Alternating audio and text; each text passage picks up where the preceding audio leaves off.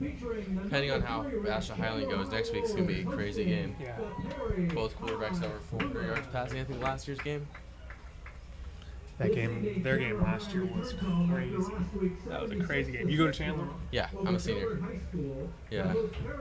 Up until 2 weeks ago, probably the best high school game I've ever seen. And a number 3 ranking for Division I schools in the state of Arizona. Chandler High School sees the world on a different light. I can't get on the internet here. I've tried, but I think it needs you to have an antivirus. I've tried with the Mac.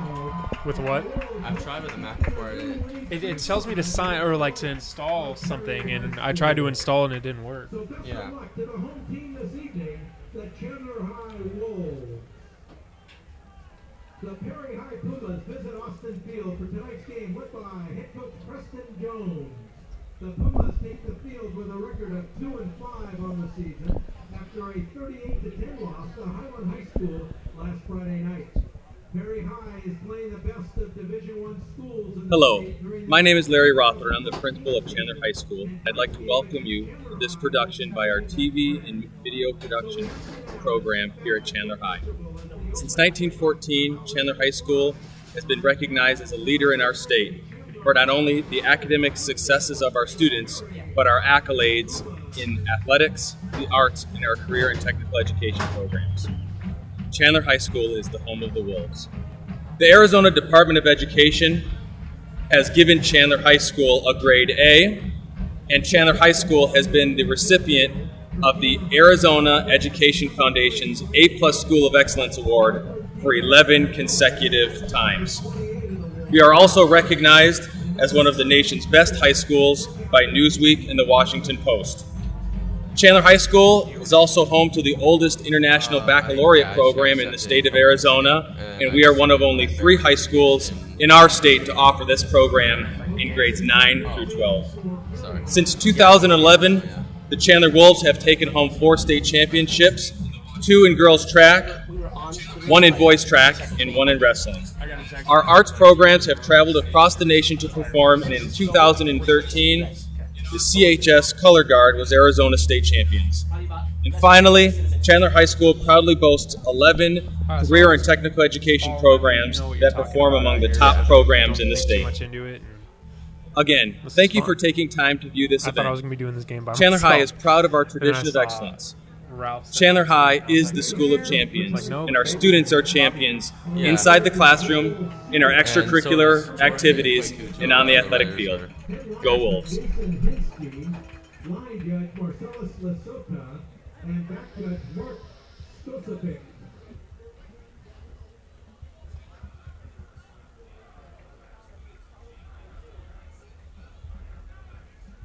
Hey fans, the Die Hard Raiders Booster Club will be taking donations at the door. I hate these blue jerseys. You can't see them. Yeah.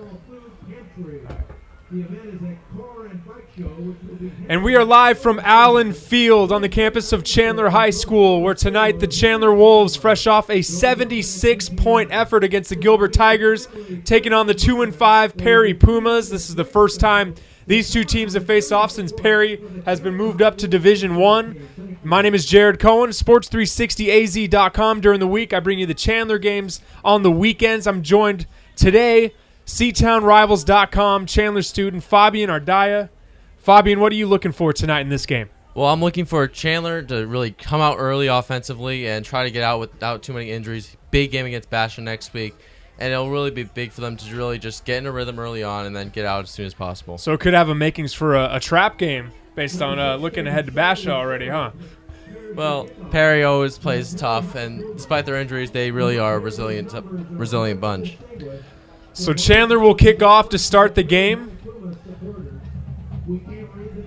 Kicking from right to left, the Perry Pumas coming off a tough game against Highland. They'll look to try to get off to a quick start against the Wolves as we are underway from Allen Field. The ball is scooped up, crossed the 30-yard line, taken down by quite a few Wolves.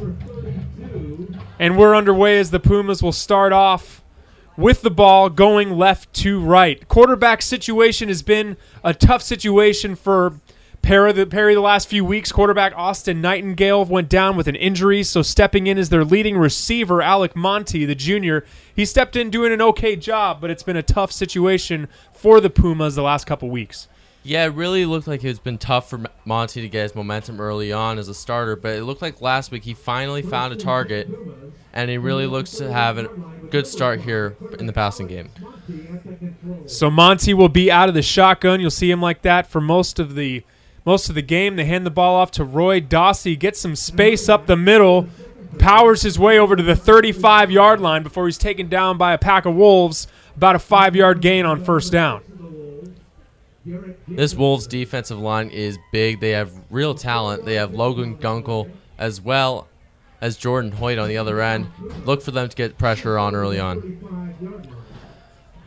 And if you're watching on the stream, it is just as hard to see numbers from the press box it is on your stream, with the white numbers on the white jerseys of Perry, the dark numbers on Chandler, but we'll do our best to bring you the broadcast here tonight. 2nd and 6 now for Perry. Out of the shotgun is Monte with 2 receivers to his left. Snap, hand the ball off to Dossie again, and this time that good Chandler defensive line that Fabian just mentioned was there to meet him. Lucien Taruga was there initially on the stop. It'll be really interesting for Monty to get that running game going early on, because Perry has really struggled moving the ball down the field, especially early in games. They had opportunities a couple weeks ago against Basha, but fumbled near the red zone. So it'll be interesting to see how they move the ball downfield and maintain ball security. They gave a yard to Dossie on that play, makes it 3rd and 5 from Perry's own 36-yard line as we're just underway here from Chandler High School.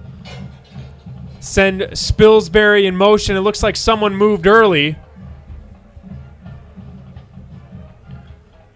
Not sure who was the one that moved first. It looks like it's probably going to be false start on the Pumas. That's just a drive killer, especially early on. Takes a 3rd and manageable and makes it 3rd and long. Actually, no. They call encroachment on the Wolves.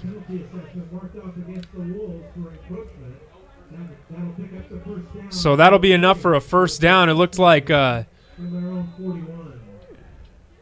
might have been Thomas Chisholm, number 52 on the inside, that moved a little bit early and knocked the center down.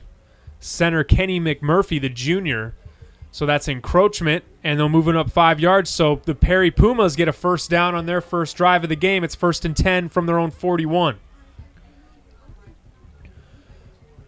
A receiver to the left of Monte. Hand the ball off to Dossie. He's met initially right off the bat. Nice job right there. Tackle for loss for the Wolves. Loss of a few on the play. Makes it 2nd and long. Perry's still not going to the passing game early on. They really are just focusing on getting Alec Monty comfortable and getting into a rhythm. And Thomas Chisholm, the one that moved a little early on defensive side with the encroachment, was the one that got the tackle, so he made up for those 5 yards with a 4-yard loss on that play for Perry. It's 2nd and 14 from their own 37, 9:20 remaining here in the opening quarter. The Wolves showing blitz, but back off. 2 receivers to the left of Monty, the junior wide receiver turned quarterback, and he'll throw, rolling left, looking downfield, has a man, and it's broken up. Good coverage downfield. That's where you'll see Monty at his best. He really enjoys rolling out, especially to that left side. He's really a mobile quarterback, which is understandable because he's converting for the wide receiver position.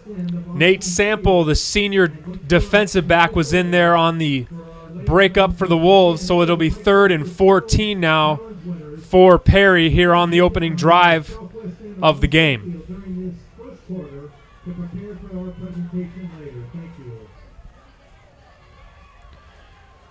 Spilsbury to the right and Terhark to the left of Monty with Dossie in the backfield. Back to throw is Monty, looking to the center field, goes through his possessions and dumps it off to Dossie. Dossie crosses the 40, dives forward to about the original line of scrimmage, gains about 5 yards on the play. It's going to make it 4th down, and it looks like Perry's going to punt. That's exactly the way you want Chandler to respond. That encroachment penalty, giving Perry an early first down, but they really stiffened up there and are looking to get the ball back right now. Jordan Hoyt, the one on the stop for Chandler. Jordan Hoyt is a great story. We'll get into him as the game rolls along. One of the leaders of this Chandler defense. Missed all of last season with a knee injury, but stayed positive and now has come out and is having a great senior season. As it is senior night here at Chandler. And Hoyt's going to be playing one of his final games in a Wolves uniform tonight. Yes, Hoyt talked to our very own Ralph Amundsen at the Chandler-Hamilton luncheon, and he said he's the most comfortable he's felt in 2 years, and he really had a big game against Hamilton. Yeah, he sure did. Back to punt. The punt is away. Chase Lucas is going to let it fall. It goes out of bounds at the 35-yard line where Chandler Wolves will take over on offense, and this is a Chandler Wolves offense, Fabian, that, to say the least, had a heck of a week last week, scored the most points in the history of the program, 76, in a 76-6 win over the Gilbert Tigers last week. Well, you knew this offense was explosive if you have offensive weapons such as Deontay Sykes, Chase Lucas, and Mitch McCauley, as well as the quarterback Bryce Perkins, but you really didn't expect this kind of an effort. The second stringers really piling it on in the second half. And it wasn't really them with the aerial attack. You see a lot of great performances from running backs, such as DJ Ware, who had 100 yards on just 8 carries. And Perkins will hand the ball off to, it looks like, well, that was Chase Lucas. Chase Lucas had that ball to start the game. He slipped after gaining about a yard, so it'll make it about second and 11. They actually lost a yard on that play.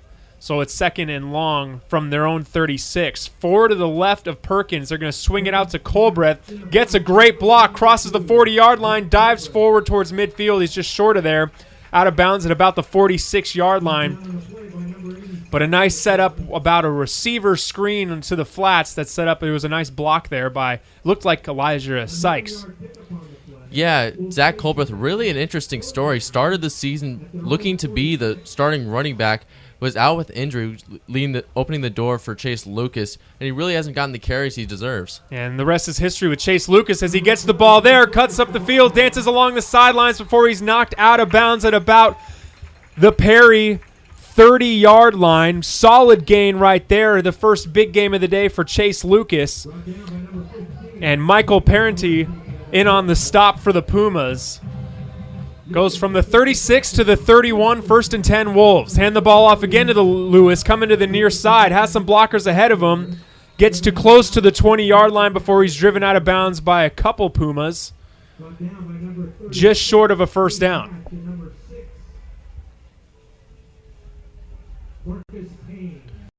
Wolves like to push the tempo. They got a lot of speed, a lot of talent. In fact, before the game, Perry coach Preston Jones said that this is the most talent that they've faced on a football field in their 7-year history. And that's definitely saying a lot, especially since just 2 weeks ago they faced Zach Werlinger in that explosive basket offense. They'll hand the ball off again to Lucas, cuts it back up the middle, and a few Pumas meet him. That was a first down that Lucas picked up, so that was the first down run, which was started at about the 21-yard line. Now they are inside the red zone, a gain of about 3 on the play. Especially early on, Wolves have to get points on this possession. Their kicking game has been probably one of their only weak spots so far, and so it's really crucial for them to get points here. Perkins back to throw, looking to the far side, has time, middle of the field, had a man but threw his hands. It looks like that was that Mitch McCauley was there, and it went right through his hands, so it'll bring up 3rd down. That pass downfield intended for number 13, Mitch McCauley, falls incomplete. This is a crucial 3rd down here, 3rd and long. The Wolves have been sort of hit or miss in 3rd down situations in games this year, so it'll be interesting to see how they are tonight. Rolling out to the right is Perkins, has a man towards the sideline. That's Danny Mahan, makes a nice catch. Did he keep his feet inbound? He sure did. Tiptoes on the sidelines. Great grab right there from Danny Mahan, the junior. And that's a first down for the Wolves. So it'll be 1st and goal now for the Wolves from about the 7-yard line. They'll call it the 6-yard line. 2 to the left, 1 to the right of, 3 to the left, 1 to the right of Perkins. They'll hand it off to Lucas. In fact, Perkins will keep it himself on the option read, and he's in for 6. Great decision right there for Bryce Perkins, and the Chandler Wolves strike first here with 6:54 left in the first quarter. that just explains how elusive Bryce Perkins is. He's deadly on that read option. That's part of the reason why he has at least a passing touchdown and a rushing touchdown every game this year. And he looked like he waited until the very last possible moment on that play before handing the ball off to Lucas. He decides to keep it himself. Saw a very similar play, the first go-ahead touchdown against Hamilton, where he kept it for a while and then took it in for 6 and put them in the lead before the Huskies struck back. But very similar decision-making for Perkins. The extra point is up and good for the Chandler Wolves as it's gone through by Daniel Lovitz. So with 6:54 left in the first quarter, 7-0 Chandler Wolves. 2013 Westchester Skills Challenge winners, please head now down to the southwest end of Austin Field and look for an official there for the later presentation between quarters. Thank you.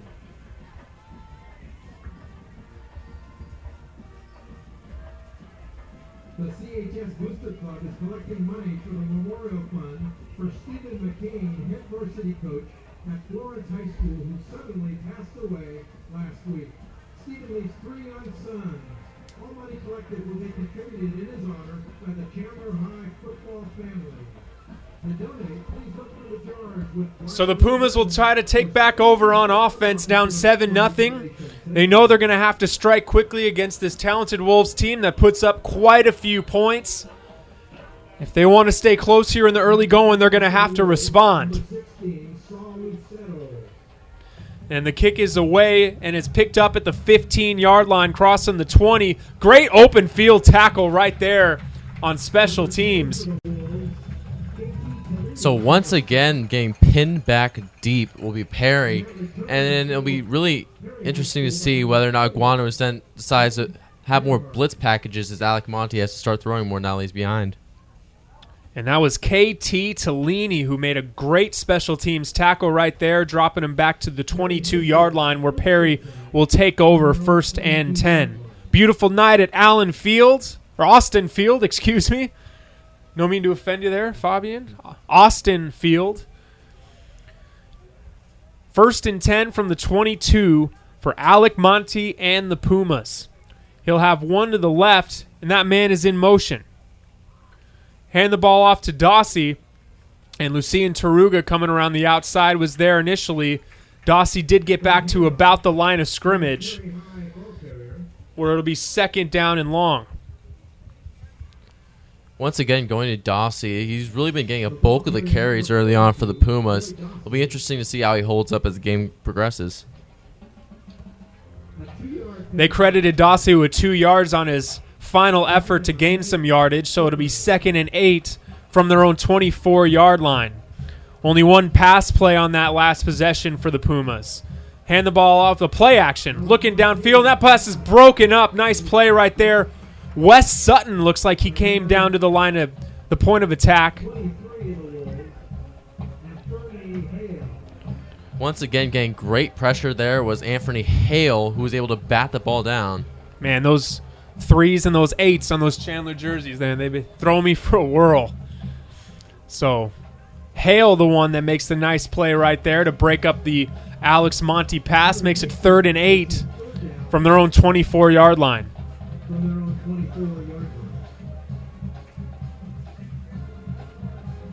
2 to the left of Monty.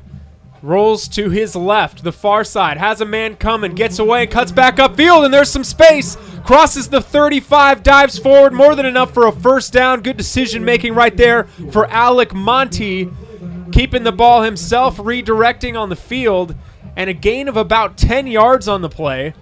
1st and 10 Pumas. That's where you see Monty using some of his wide receiver instincts. Remember, he just switched 2 weeks ago to being the starting quarterback, showing a little bit of his legs there on that run.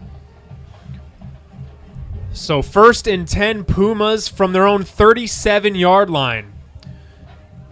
After a nice decision and nice run from Alec Monty, as Fabian mentioned, is the playmaker on the outside normally for the Pumas, but with Austin Nightingale out with injury, he has taken over a quarterback. Dossie gets the handoff. Met spins away from a few Chandler Wolves and dives forward for about a gain of 6 on the play.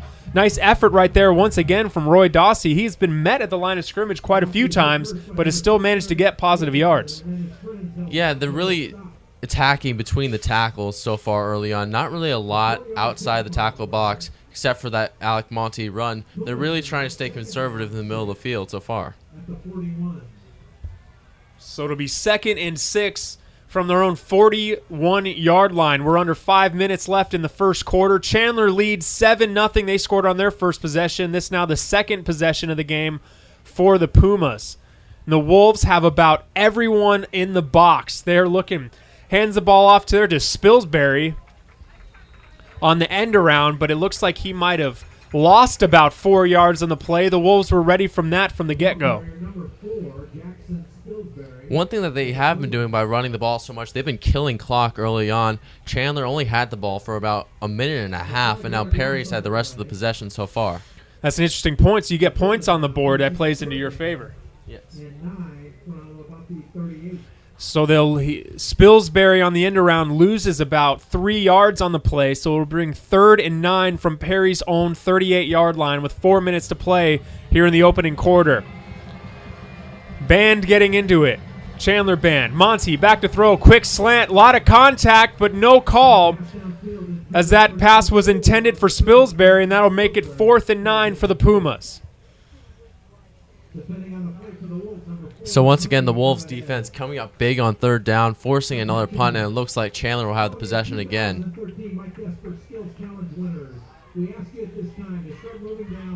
So this time around for the Perry punt, we'll have Wes Sutton and Danny Mahan back to receive the punt.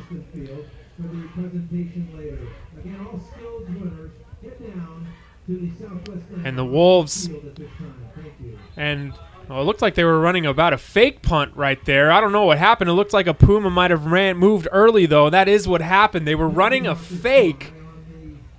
It didn't look like any of the Chandler Wolves were faked out by it, but one of the Pumas moved too early, so that'll move them back 5 yards and reset up 4th down, and I think the Wolves will know it's coming this time if they try it again.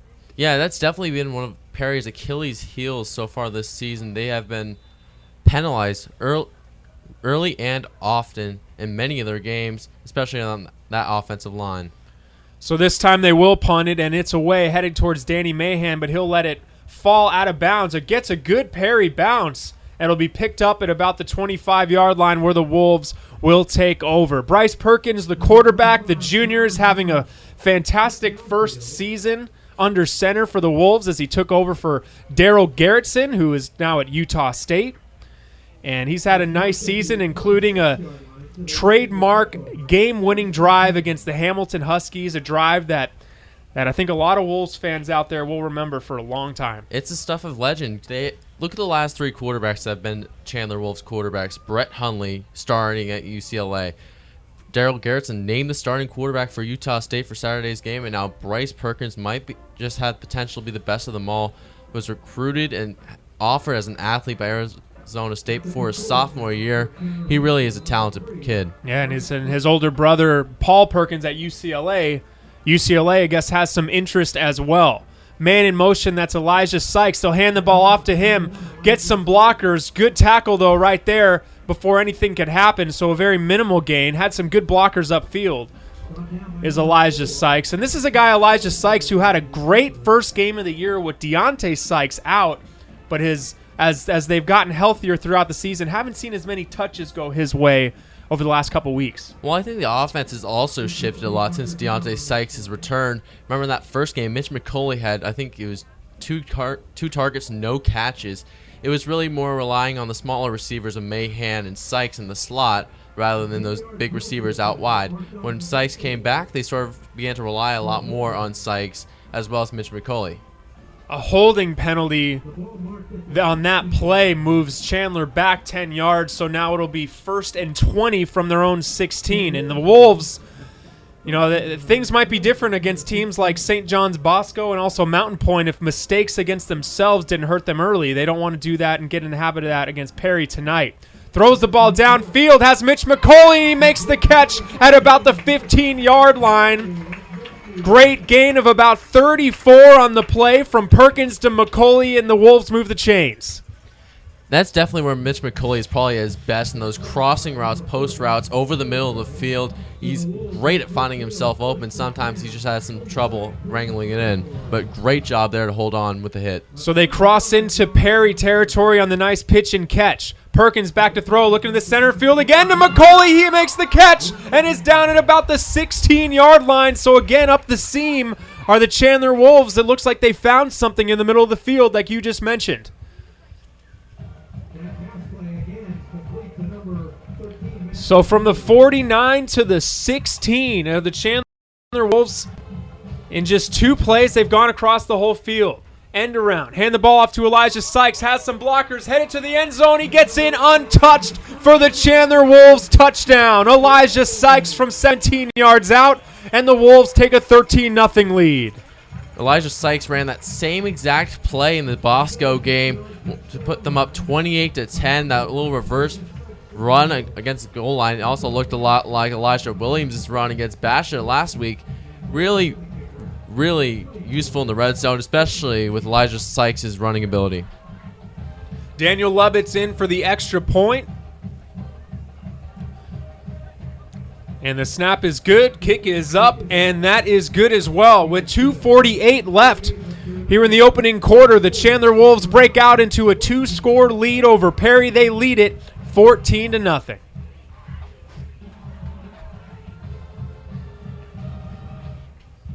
Attention all Mike Vesper Skills Challenge winners.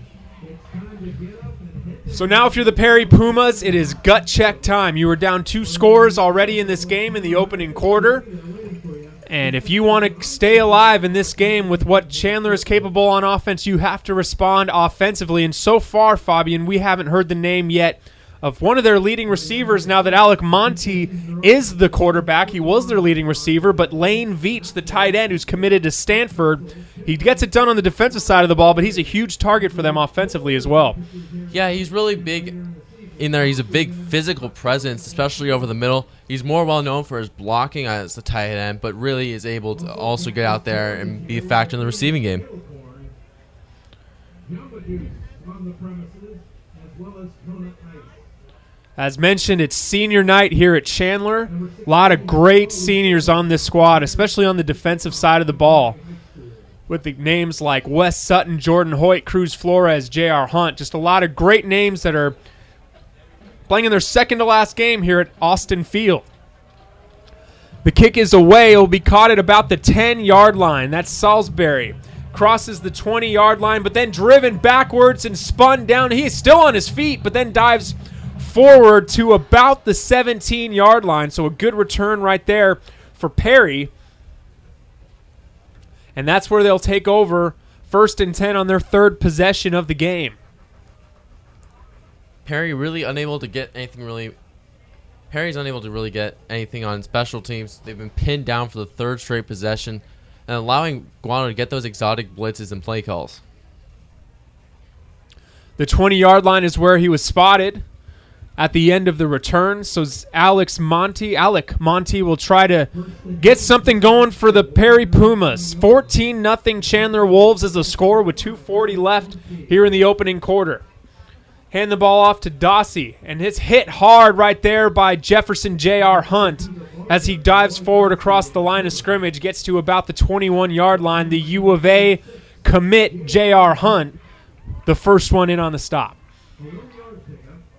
Hunt, who was the hero 2 weeks ago against Hamilton, came up with a big pick six to seal it. Yeah, shining moment right there. That was great. Yes, he's been really up and down so far this year, but really has sort of been back on the upward swing and really has looked good these last 2 weeks. Seems like he's around the ball a lot more since Coach Iguana moved him from that safety spot more to the outside linebacker position. Penalty markers fly there before the play can get going. We'll see what the officials have to say. But yeah, J.R. Hunt, the pick six that sealed it against Hamilton. This place was in a frenzy. And it was one of those moments where J.R. Hunt after the game told me that he just didn't want to stop running. He was just so pumped he could have ran for another 100 yards if he needed to.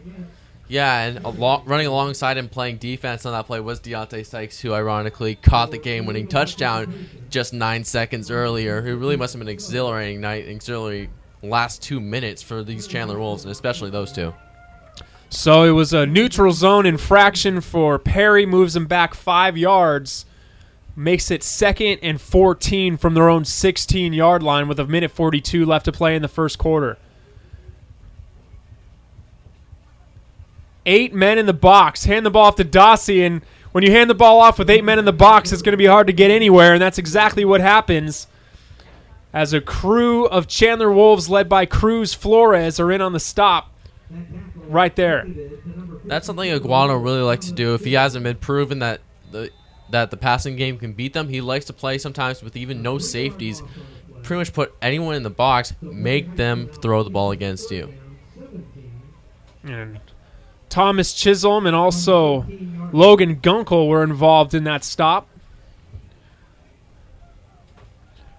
And again, it looks like we'll see a lot tonight. The Wolves are going to have a lot of guys on the box. They expect Perry to run the football. There's 2 receivers to the left of Monte. Back to throw. It's a screen to Dossie, who has some space. Crosses the 25. Crosses the 30 with another blocker. He's going upfield before he's finally taken down across midfield. Biggest play of the game for the Pumas. 1st and 10. And that's a great play call there by Preston Jones, sensing the Wolves blitz coming on 3rd and 17. Quick little screen route, and Dossie has looked solid between the tackles, but looked good getting out there in open space.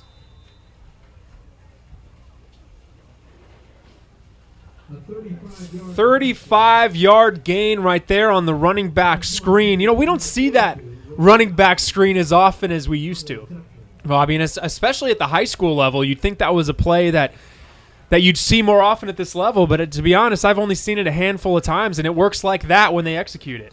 Yeah, you see great backs, and especially in the Chandler area, Rashawn Merriweather and Chase Lucas. They haven't really been featured in the screen game. You sort of see that a little bit with Chase Lucas. They really like to involve him in the passing game. You saw that against Bosco. You saw that against Centennial with those big swing passes. Yeah, when you run that spread formation, the running back screen just doesn't happen as often. But a timeout called by the Pumas with just 8 seconds left in the first quarter. They want to talk something over before they call it quits here in the opening quarter. 14-0 Chandler Wolves lead it, but the Pumas are driving.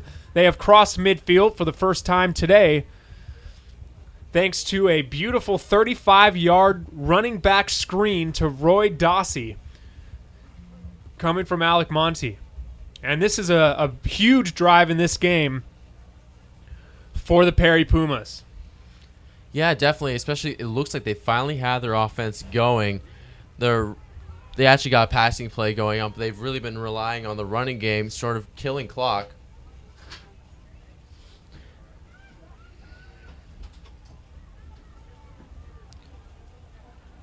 Which is 8.9 seconds to go. I wouldn't expect Preston Jones to go anything different than another run play. So this will be the last play of the opening quarter. 1 to the right, 2 to the left.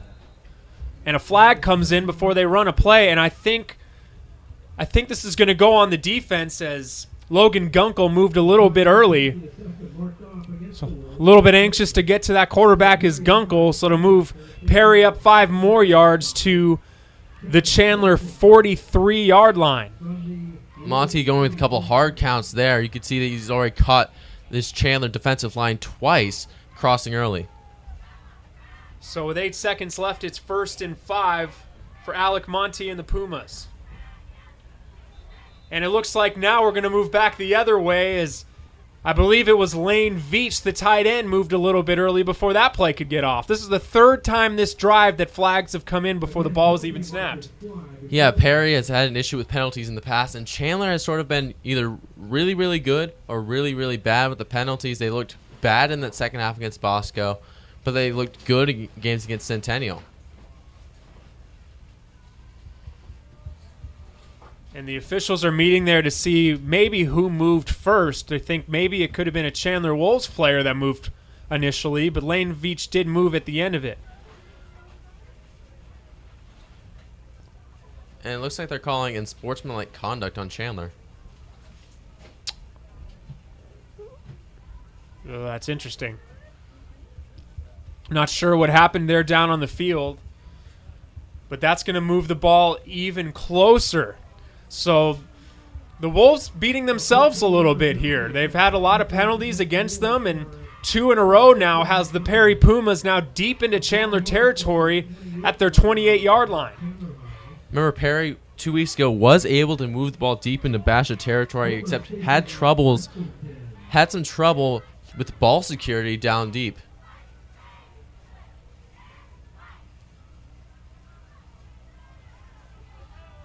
Lost in all the confusion. Still 8.9 seconds left in this first quarter.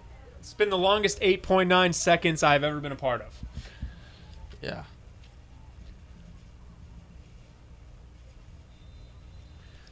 So we'll see if we'll get a playoff. They've lined up twice now for this last play. 8 seconds to go. Alec Monty with a quarterback with the receiver to his left and his right. They'll hand the ball off to Dossie, who's grabbed immediately on the outside. That is Jordan Hoyt, the one that wrapped him up and drove him down. And with that will do it from the opening quarter here from Austin Field at Chandler High School. After one, Wolves 14, Pumas nothing. We'll have coverage of the second quarter coming up next. At the 50-yard line to announce our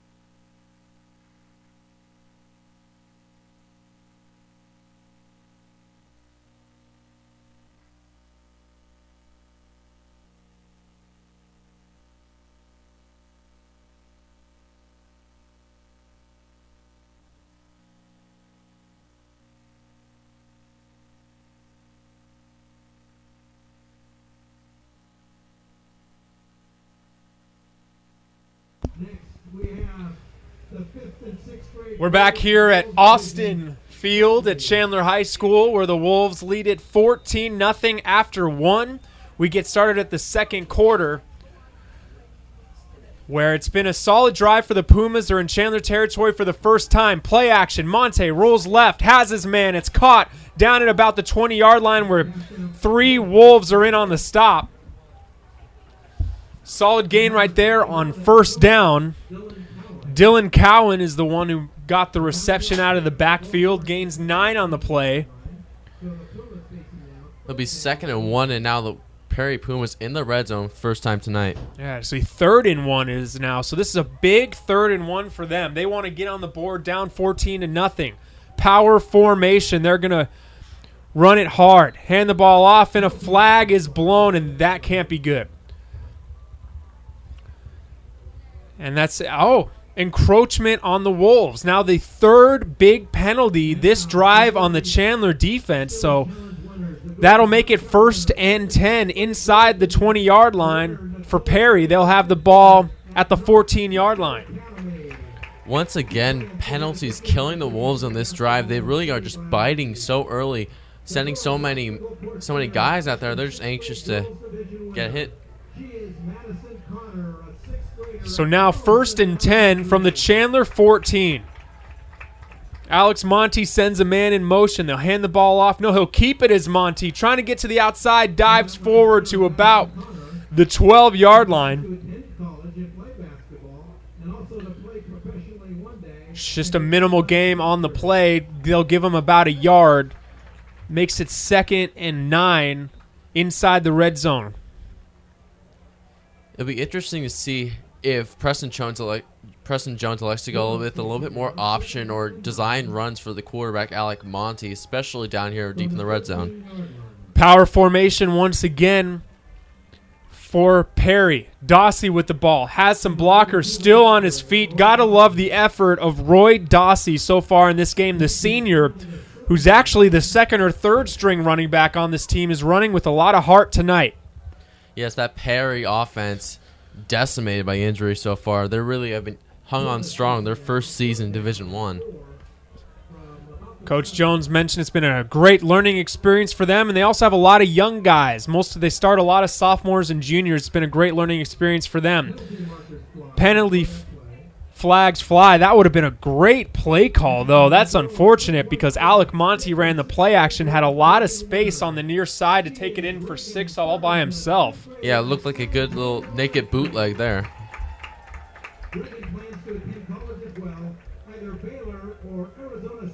And the penalty was on Chandler again.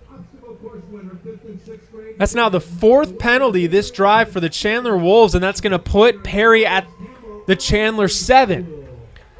Monty hands the ball off to Dossie, dances around, but Lucien Taruga says not this time and throws him backwards. And another penalty against Chandler. That'll give Perry even more yardage. One thing of concern, though, is that Bryce Perkins and this Chandler offense has been on the sidelines for a long time. They really have. Perkins throwing to Deontay Sykes along the sidelines, trying to keep warm. So after another Chandler penalty, they'll move the ball half the distance. It'll be 1st and goal from the 2-yard line for Perry, who are looking to cut this lead in half as we're just underway here in the 2nd quarter. Is that 5 penalties now? Yes, I believe it was 5 penalties defensively for Chandler. Hands the ball off to Dossie. Nowhere to go, though. Great pursuit right there for a crew of Wolves. And they'll lose yardage on the play.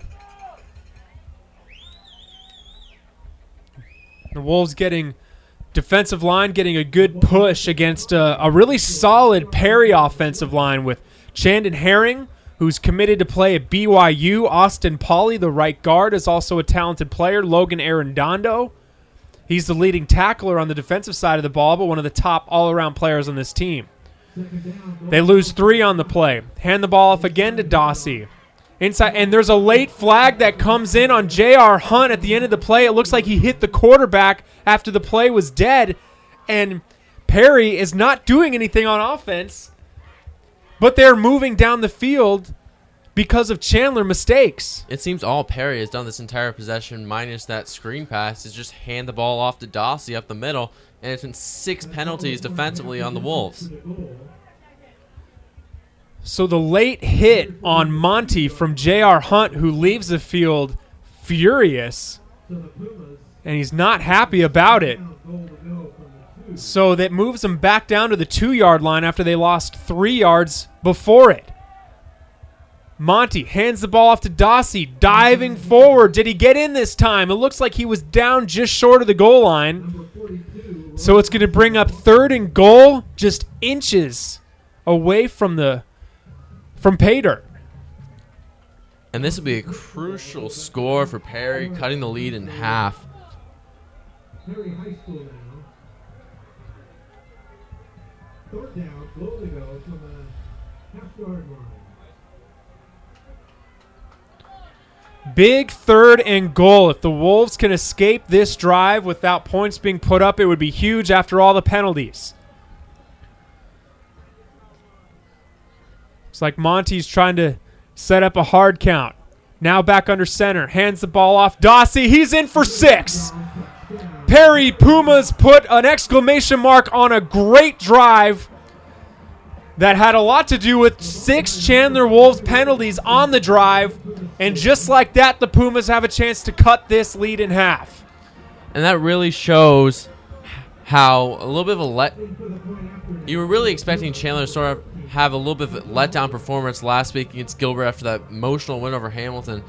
Looks like after that 76-6 win over Gilbert, that letdown is starting to come here against Perry. Might be looking a little bit too far forward to bash it next week. And the kick is up and good. 14-7. Perry gets on the board. They now trail just by a score with 7:35 left in the first half. And Fabian, how big of a touchdown is that at this point of the game? Not only is it big that they got 7 points, it's also pretty big that they got 7 minutes of possession on that possession alone. That doesn't include the quarter breaks. You have to realize how long Deontay Sykes, how long Bryce Perkins, and the rest of that Chandler offense has been sitting on that sideline. Yeah, they were back there for a while.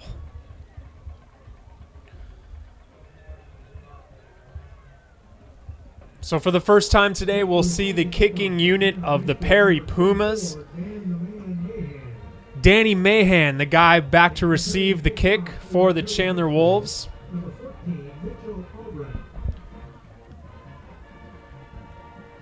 Mahan has been offered by Northern Arizona University, and kicking for Perry is the senior kicker Mitchell Albrecht. It'd be crucial, especially after that defensive letdown, for the Wolves to get a good return and get good starting field position. After what was a pretty impressive drive for the Wolves offensively, we haven't seen them on the field in quite some time. Kind of a pooch kick, but another penalty. And that's going to be in the direction of the Pumas, I believe, as they might have moved a little bit too quickly. So they'll move back 5 yards. But, I mean, this game should be close to over if not for the penalties by now. Yeah, it's really been an ugly game from the start. Not really by the play from both sides, because both sides have looked good offensively at moments, had good moments defensively as well. It's just really been marred by penalties. A 5-yard penalty assessment marked off against Perry High School. So instead, they'll kick the ball off. Albrecht will have to kick off from their own 35-yard line. So as Fabian mentioned, the Chandler Wolves will want to get good field position to start this drive, and it looks like they'll be able to do so, barring a disaster here after the Pumas move backwards with the penalty. Albrecht set to kick. Mahan back to receive at about his 18-yard line. Another pooch kick. They're not going to kick it to him. Picked up and taken down about the 45-yard line. So great opening field position for the Wolves, as Bryce Perkins and his crew will take over on offense.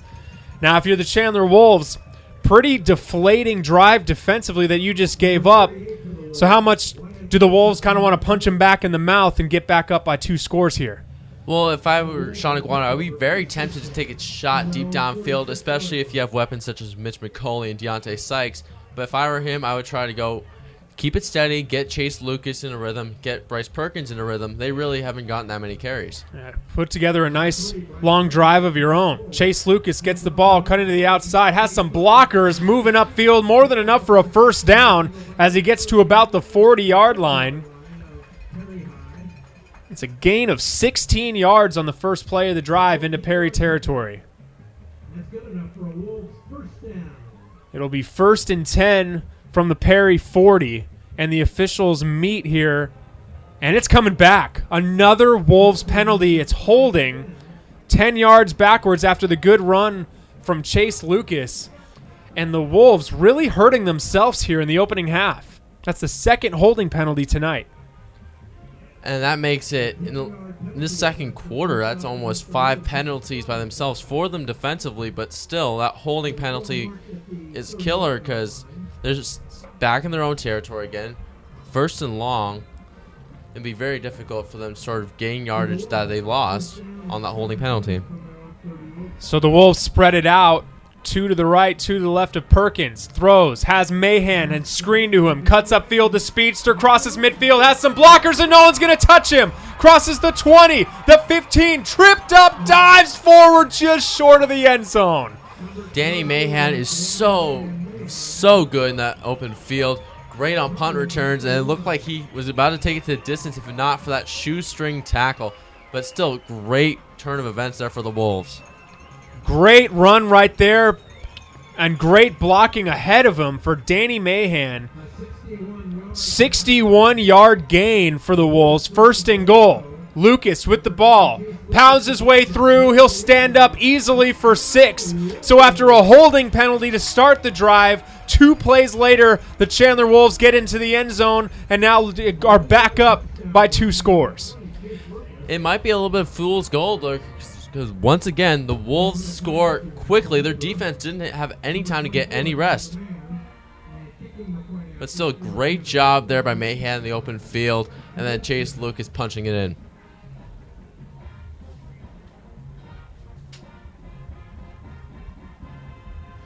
Extra point set. Lovett's kick is through. With 6:59 left in the opening half, the Chandler Wolves go back up 2 scores. They lead it 21-7.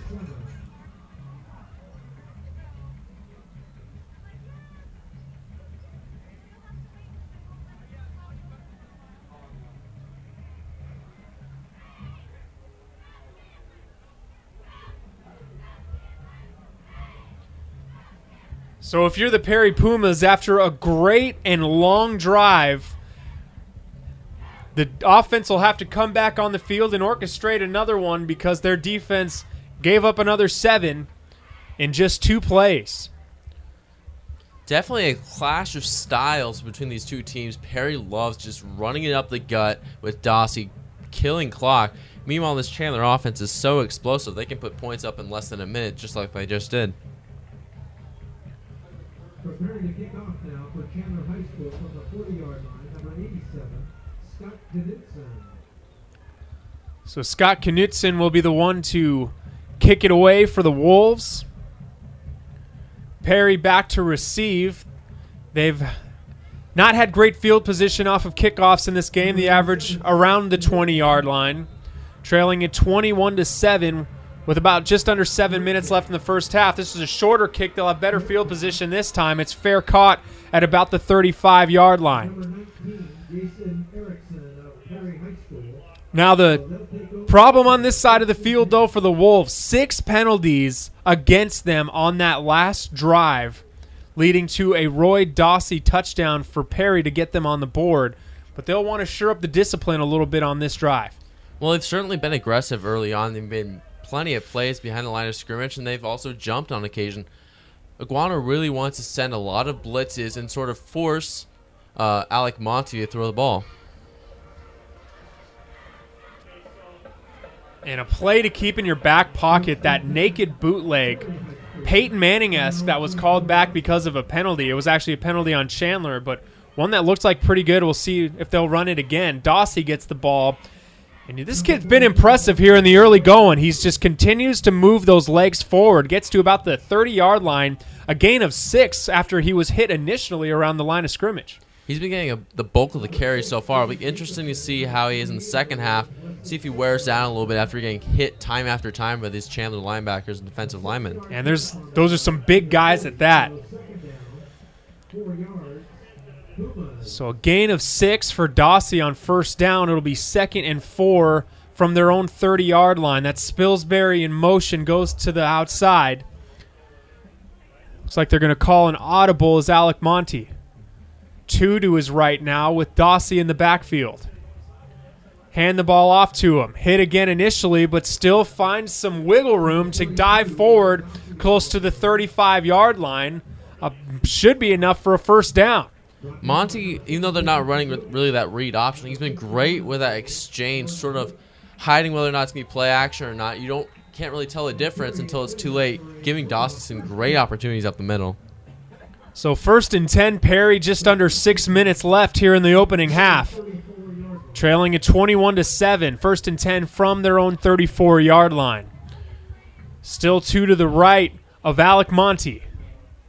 Trying to get the Pumas back into the end zone for the second straight drive.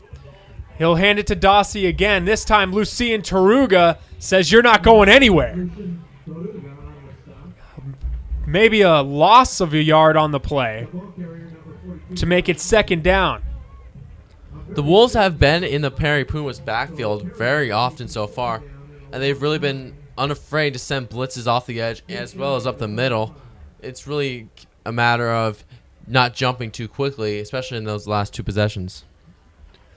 They actually credited him with a yard on the play. 2nd and 9 from Perry's own 35. 5 minutes left in the first half. Back to throw is Monty. They'll set up the screen again. It's caught, crosses the 40-yard line. And that's Lane Veach, the first time we've called his name tonight. As he makes the catch, crosses the 40. It'll be a much more manageable 3rd down for Perry as he got down about the 41. They like those screens, the Perry Pumas, and they've worked to their benefit so far. And it looks like Iguana's keeping safety Mason Moran in on this play, even though it looks like they're going to the power formation. Definitely a power formation. They got everyone in the box. Dossie tries to power through, but can't, runs into a Chandler wall. Might have gotten back to the line of scrimmage, so that'll make it 4th down. And they're definitely not in range for Preston Jones to want to go for one, especially with their inability to get much going in the passing game. So I would expect, if I were Preston Jones, to punt this ball away.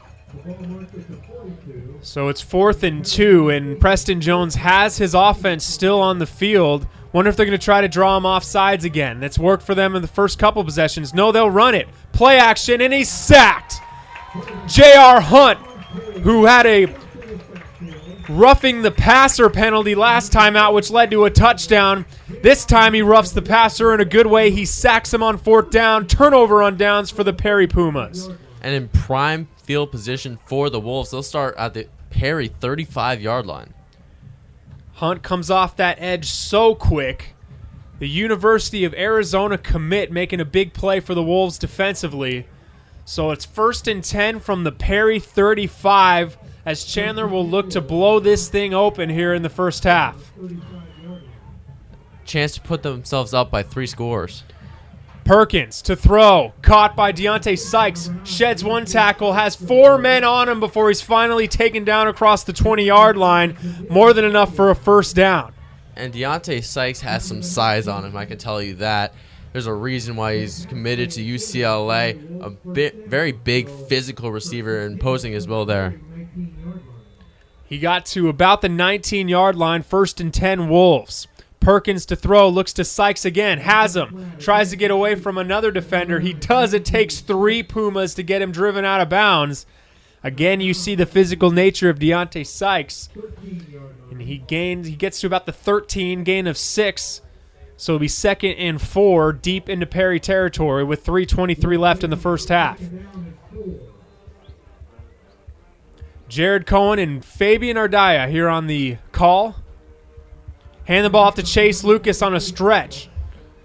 Dives forward, has enough for the 1st down as he's down at about the 6-yard line.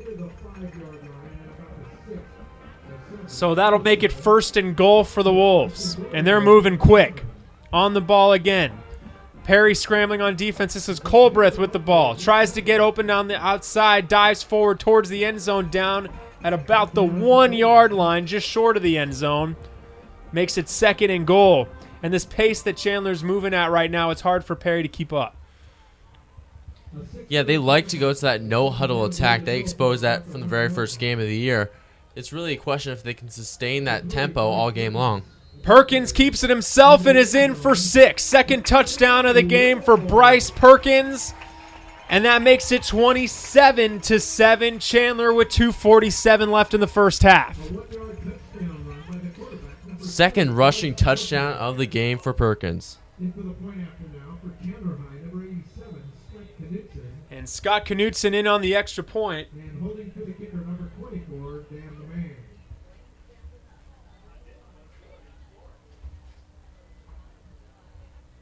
Snap is back. Kick is up. The kick is up and good for Knutson. So with 2:47 left here in the first half, Chandler 28, Perry 7. Perry High 7.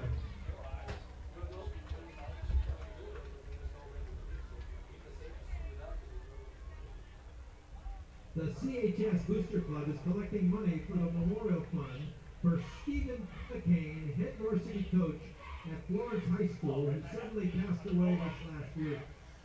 Coach McCain leaves behind 3 young sons. So the Wolves really had their foot on the gas on that possession. They were moving on the ball very quick. A lot of positive yards. Saw Perkins connect a few more times on the outside. The first couple catches for Deontay Sykes. Capped off by a Bryce Perkins touchdown, his second of the game. And if you're the Perry Pumas, you got to put something up on the board here in the final 2:47 to keep this thing within striking distance at half. And to do that, that means you have to speed the tempo up. You have to put the ball in the air with Alec Monty. You can't expect another big play from Dossie. Kicking off now, number 16 for the Wolves, Saul Lucero. So Saul Lucero, the carousel of the kickers, continues. He kicks it off. Spilsbury returns it, gets off a blocker, and has a solid return to about the 29-yard line. Good return right there for Jackson Salisbury, the senior receiver. And Perry will have 2:40 left in this half to try to cut the lead in half. They trail 28-7. azsportsrecruiting.com. That's right, azsportsrecruiting.com for all the game highlights for all of Chandler High football games. Thank you. First and 10 now, Perry High School. So Perry first and 10, their own 28-yard line. Monty out of the shotgun has 3 receivers, 2 to the right, 1 to the left. Hands the ball off to Dossie. Lucian Toruga, the first to stop him, still drives him back. This guy plays with a lot of intensity, very talented linebacker. He's about 2 of me. And I'm talking about width, not height. This is a wide guy. Yeah, there's a reason why he was named captain of this football team. He's a real emotional leader. And despite his size, he actually moves pretty well and is really good at getting into the backfield. And Chandler, hoping for a 3-and-out here to add more points before halftime. They call a timeout with 2:32 left in the half. That's their first timeout. So they're looking, it looks like, to try to get this ball back before the half's over if they can force that 3-and-out. And I wouldn't be surprised if they put points up. They can put points up quickly, and that will put them up by a total of 4 scores going into the half. That could really put this game out of reach.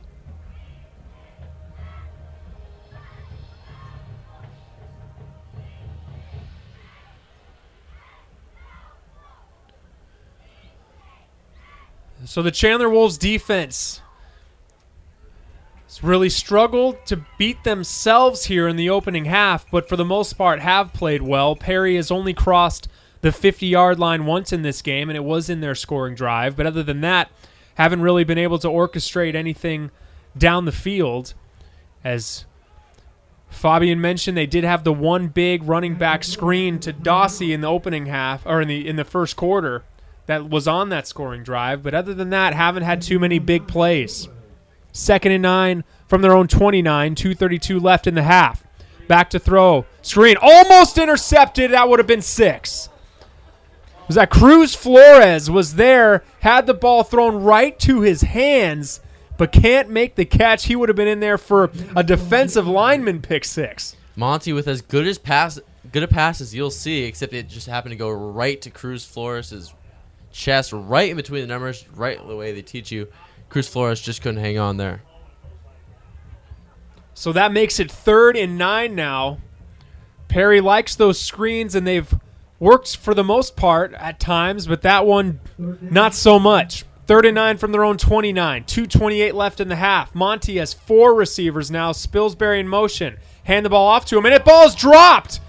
But Monty recovers. I don't think Spilsbury was expecting that ball to be kept in his hands. That or it was an option read play, and Monty didn't know what he was going to do with it. Either way, he recovers. Chandler calls timeout. They'll get the ball back as Perry's going to punt this ball away with 2:22 left. And I think that's more time than I think Chandler expected before this possession started.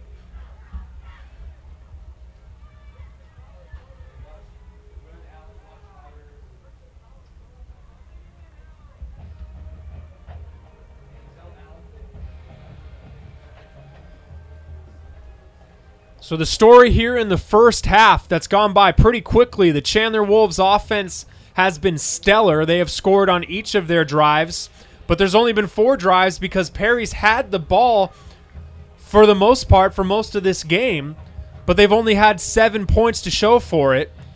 1 long scoring drive. The only thing hurting the Wolves right now has been themselves. They've had quite a few penalties in this game. That's been the story for Perry's offense thus far. You mentioned it before, the penalties, and also Ray Dossie has been remarkable running up the middle.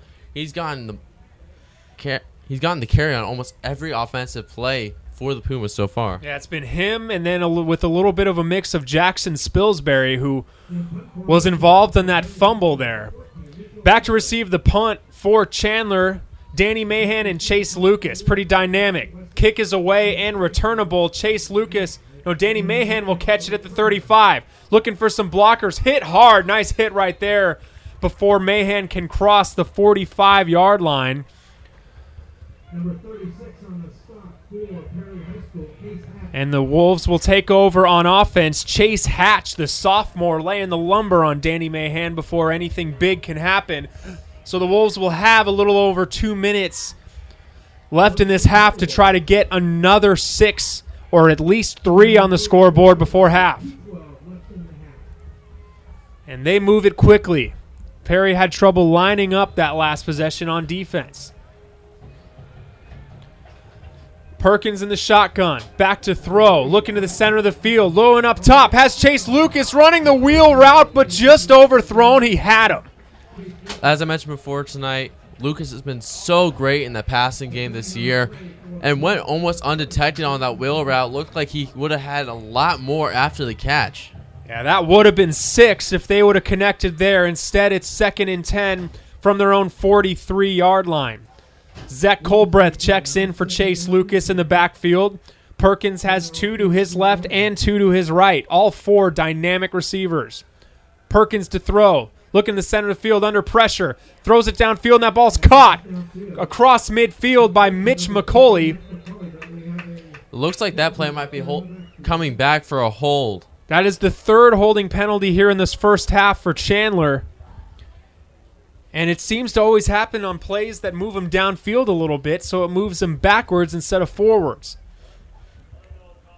And penalties, the only downside you could say for this Chandler Wolves team so far in this first half. Yeah, definitely beating themselves here in the first half. That moves them all the way back to the 25-yard line, from the 43 to the 25.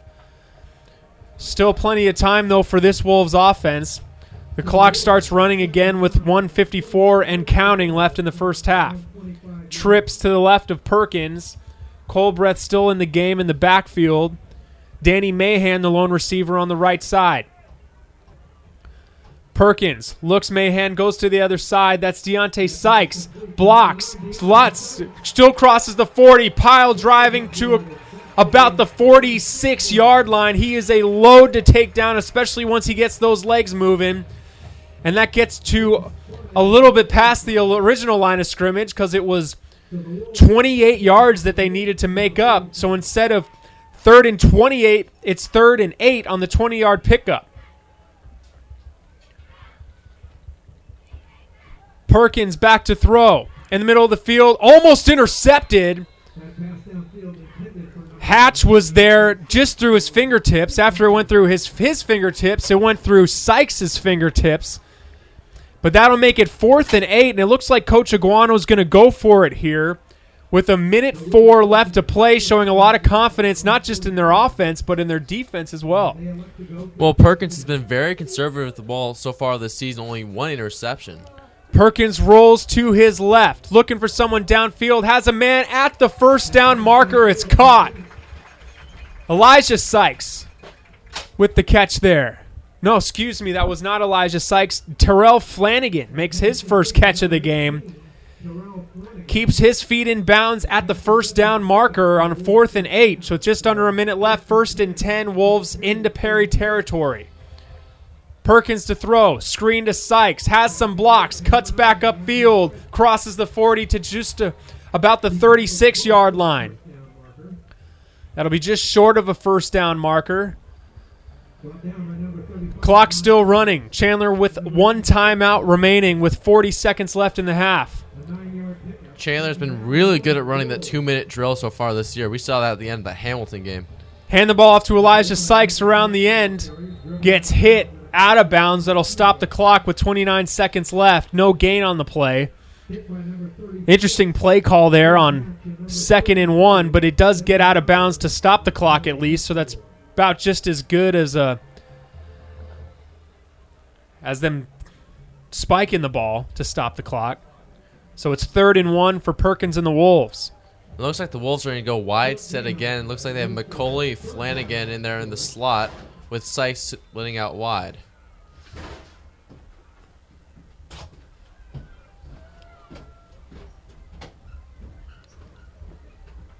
Five receivers, and that's Chase Lucas in motion. Perkins throws it to Lucas in the flats, has space, running up the field, dives forward across the 20-yard line, and that's where Chandler will call their last timeout. That's the only thing I had to say wrong about that play. He didn't get out of bounds. He had a wide open lane out of bounds. Instead, tried to go for the extra couple of yards, gets tackled in bounds, forces Chandler to burn their last timeout. 20 seconds left. No timeouts now remaining. So Perkins is going to have to move quick. They're in striking distance. They're at the 18-yard line. And the guys with the sticks weren't set up yet. And Perry will call timeout. And as a matter of fact, the Wolves didn't in fact call a timeout on that play. Since they gave it a first down, the clock stopped. It took a while for the line people to set up. And Perry ends up calling a timeout instead of Chandler. A little bit of questionable clock management there. The clock will be running as soon as the ball is set. 20 seconds remaining. It'll be really... I think Preston Jones just saw something completely wrong with his defense and could not let that play be run. Otherwise, I don't see why he calls that timeout. Well, it seemed like Perkins was about to spike the ball anyway. So the situation is this: 20 seconds left here in the first half. Chandler leads it 28-7. And they'll have a 1st and 10 from the Perry 19-yard line. They do have one timeout remaining. Perry has 2. After the timeout, Wolves facing 1st and 10 from the Perry 19-yard line. Trips to the right of Perkins, one to the left. Looking downfield, has a man caught in the center of the field, dives forward, touchdown Wolves. So Perkins extends his streak. He continues every game this year. He has at least one passing touchdown, one rushing touchdown. Great laser throw over the middle there. And over the middle, guess who? It's Mitch McCauley who makes the catch. That's the 3rd time we've seen them connect down the center of the field, down the seam. This time it goes for 6.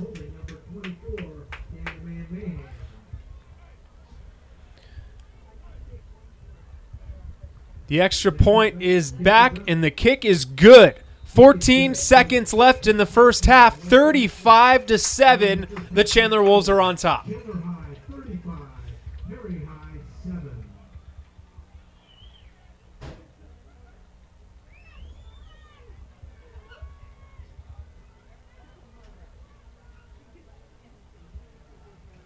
So once again, Chandler extending their lead. Now 4-touchdown lead. Might be a little bit insurmountable for the Perry Pumas, especially since the Wolves received to begin the second half.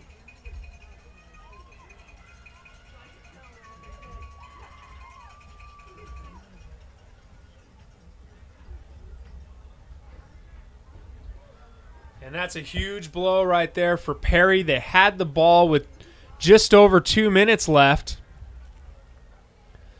And they ended up going 3 and out. Coach Aguano burns 2 of his timeouts on defense to make sure they get the ball back with plenty of time, and they do so. And despite a holding penalty that started the drive, the Wolves move downfield and are able to get in again for the score.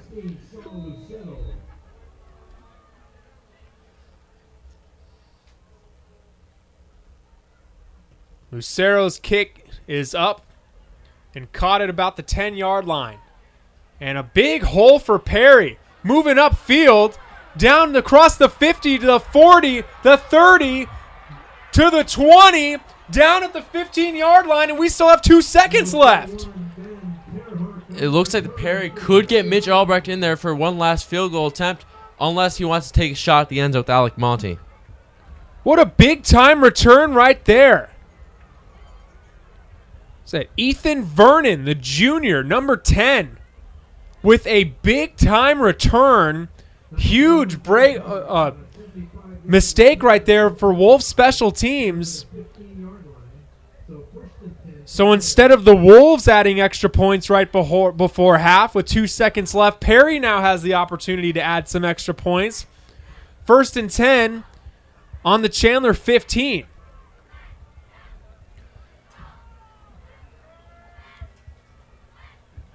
And I don't see the field goal unit out there. No, there is the field goal unit.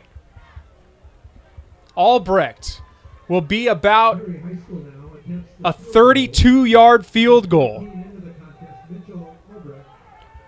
to try to make this 35-10 before half. What a change of events, turn of events. Snap is good. Albrecht, kick is up, has the distance, and it is just wide.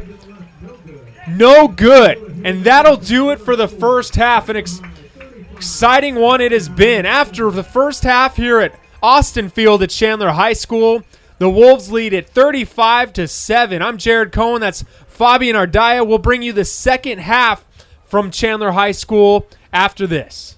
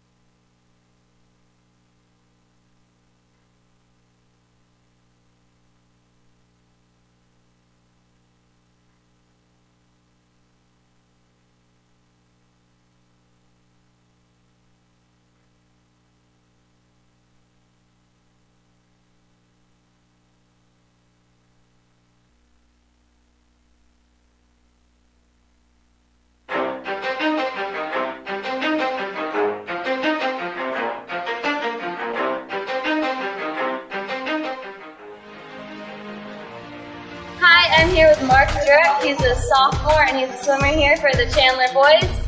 We're just going to ask him a few questions. First, how did you become interested in swimming? When I was younger, my parents got me into swimming and I was pretty good at it, so that made it fun. Alright, that sounds awesome. So you've been swimming since like a little kid? Yeah. Good time. I've been swimming for like 11 years. Okay, that's a long time. Alright, so do you have any special like traditions or practices that you go through before competition? I pretty much just mentally prepare because the training's already been done. There's nothing else physically you can do. Just gotta get ready. Alright, so you have broken the record for the boys 100-meter backstroke. How did that feel? I was pretty happy with that considering it was the first meet of the season. Well, congratulations. How do you train for something like that? Basically, you just show up to every practice. So, do you plan to train or compete in the Olympics? I do plan to. Right now, I have like Olympic trial cuts, so I'll have an opportunity to maybe be on the team in 2016. That's huge. So, I mean, if I just keep doing what I'm doing, hopefully I'll go there. Alright, well, good luck with that. It was good to talk to you. This is Mark Jurek. Thank you.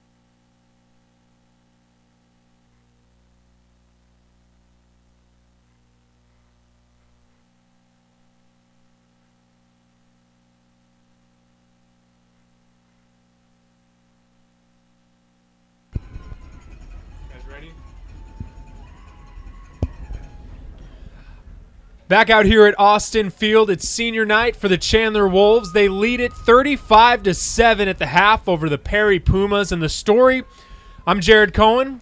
Fabian Aryata is here.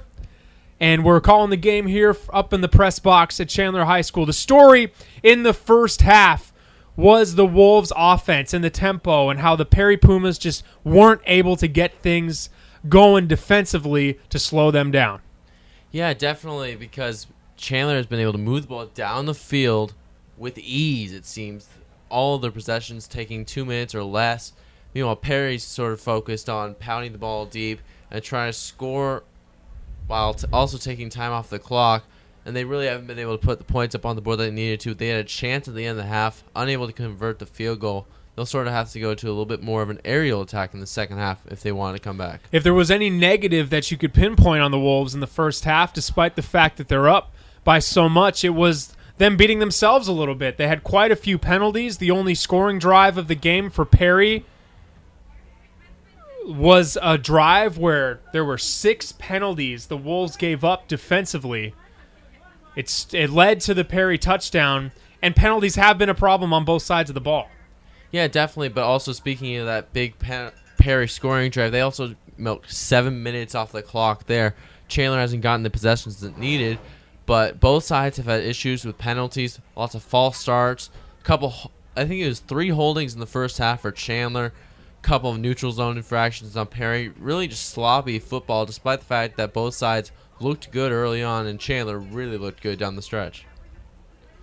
Perry, on the other token, has struggled to move the ball offensively, have had good play from their running back, the senior Roy Dossie, who has looked very good in this game. He has made a lot out of nothing. He's been hit a lot at the point of attack around the line of scrimmage quite a few times, but has still managed to get positive yards in the process, and they're going to really need him to make plays in the second half if they want to make this game a little bit closer. Yeah, they've been keying on Dossie from the start. They've been putting 8 men in the box, just loading it up, playing no safeties. But still, he's been able to gain yardage up the middle. Sometimes he actually broke to the outside a little bit on that swing pass, and he really has been one of the lone bright spots for Perry in this first half. It'll be interesting to see how Perry looks offensively against what probably will be the second unit for the Chandler Wolves. I see Mason Moran, backup quarterback for the Chandler Wolves, getting warmed up on the sidelines. And Mason Moran is a good story. The sophomore, as you mentioned, this is a guy that before the game, both coaches mentioned him without me even asking. Coach Preston Jones talked about the fact that this is a guy that could be just as talented, if not more talented, than their starting quarterback. He's a guy that starts at safety for them currently. And they said that come next fall, Coach Iguano could have a little bit of a quarterback discrepancy, maybe a quarterback battle with the way Moran has progressed in his sophomore season. Yeah, as well as Bryce Perkins has played, and he has played on par with the best quarterbacks in the state. But Mason Moran has looked good in spot time he's gotten. Last week against Gilbert, he ran for 100 yards himself, also throwing for nearly 100 yards. He is shown to be almost as great an athlete as Bryce Perkins is, and might have a little bit better deep ball throw. And he is, as mentioned already, starting at the safety position. He is warming up down there on the Chandler sideline, so we're going to get our first look at Mason Moran, the sophomore, in this half. And it will be interesting to see if Kyle Jurgen, the senior third-string quarterback, if he gets a chance to come in here on senior night. It's a good call. It's a good call. Danny Mahan is going to be back to receive the kick. He's still in the game. He stands at about the 10-yard line. Mitchell Albrecht that missed a 32-yard field goal to close out the half after a great kick return for the Pumas. He's set to kick. So the Wolves offense that reeled off, I believe it was 21 unanswered after Perry scored. We'll have the ball again to start the second half. Terrell Flanagan gets the ball at the 25-yard line. He's spun and brought down just across the 25-yard line, where the Wolves will take over 1st and 10 from their own 25. And as you mentioned, the quarterback situation. Bryce Perkins is no longer in the game. Taking over is Mason Moran. And even Coach Preston Jones commented before the game, the Perry coach said that this is a guy that has really impressed him on film, especially from what he saw from his play last week against Gilbert in that 76-6 win for the Wolves. Moran hands the ball off. Hit in the backfield is Chase Lucas. He's taken down for a loss, and a flag comes in very late at the end of the play. And it looks like that might be on number 85, Justin Jan. A little extracurriculars after the whistle. It could be against either side, both sides, a little pushing and shoving. We've seen quite a few penalties in this game, especially on the Chandler Wolves side of the ball. If they're going to want to compete and go far in the state tournament, they're going to have to shore that up because they can't afford to beat themselves. And a personal foul on the Wolves on the first play of the drive is going to move them back 15 yards. And it looks like that'll be against Justin Jan. A little bit of extracurriculars after the play.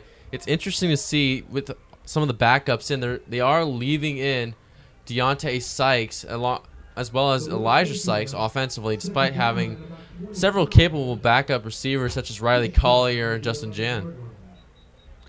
And Chase Lucas in the game as well. You mentioned earlier that it was Zach Colbreth's position at the beginning of the year, but he was hurt. In steps the sophomore Chase Lucas, and he has been one of the talks of the high school football season in Arizona this year with the outstanding play. And it's not really a dig at Colbreth. Colbreth played his first game in that Bosco game. Hasn't really gotten enough carries since then. He's a small back, but he's quick. He's durable between the tackles, and probably is even faster than Chase Lucas. Moran back to throw. There's that deep ball you were talking about. Has a man wide open. That was Elijah Sykes, but underthrown. That would have been a touchdown from about 90 yards, but it was underthrown. It'll bring up 2nd and 25. It looks like it could have been a little bit of a miscommunication there. Elijah Sykes looked a little disoriented out there. Sort of had his hands up and his back to Moran. Didn't really know the play call. So it's 3rd and 25 after that incompletion. Chandler Wolves on top 35-7. We're just in the opening minutes of the second half here from Austin Field. Moran has 5 wide receivers. He's back to throw. Looking to the center of the field. Chase Lucas. Great play right there to break up that pass. A little bit of a shaky start from Moran there, but great coverage there by Perry, diving in at the last second.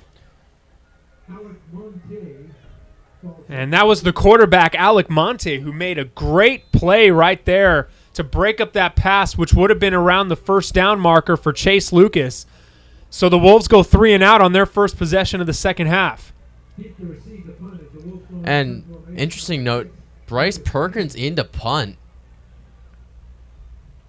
And it's a decent punt at that, but good field position for Perry as it's fair caught by Monty at about the 43-yard line. Seems like Monty's doing everything. He's playing defense, he's returning punts, and he's starting at quarterback. Yeah, doing a little bit of everything, but made a great play defensively to prevent a Chandler first down. So great field position for the Perry Pumas, starting off their second half, trailing 35-7. They'll have the ball at the Chandler 42-yard line. In on defense right now, Fabian, is Deontay Sykes. You know, we see that happen every so often, but not consistently. In a game where there's a pretty substantial lead, we're seeing him on the defensive side of the ball. Last time I recall seeing him on defense was in that Chandler-Hamilton game, and the last play in the case of a Hail Mary because of Deontay Sykes' size. But it'll be interesting to see how he is defensively. Dossie gets the ball, gets across the 40-yard line, dives forward to about the 37-yard line. Again, always positive yards with Roy Dossie. This is a guy that was not the starting running back for Perry at the beginning of the season. And because of injuries and guys ahead of him, he has taken over and doing a very fine job for this team. I think what Chandler's trying to do by playing Deontay Sykes a little bit more offensively and defensively, he didn't really get a lot of the reps early on in the season. He broke his right hand. And trying to see also defensively situational play against Basham, because that'll be a crucial matchup next week. Yeah, big matchup next week here at Austin Field, and we'll have the play-by-play of that on sports360az.com.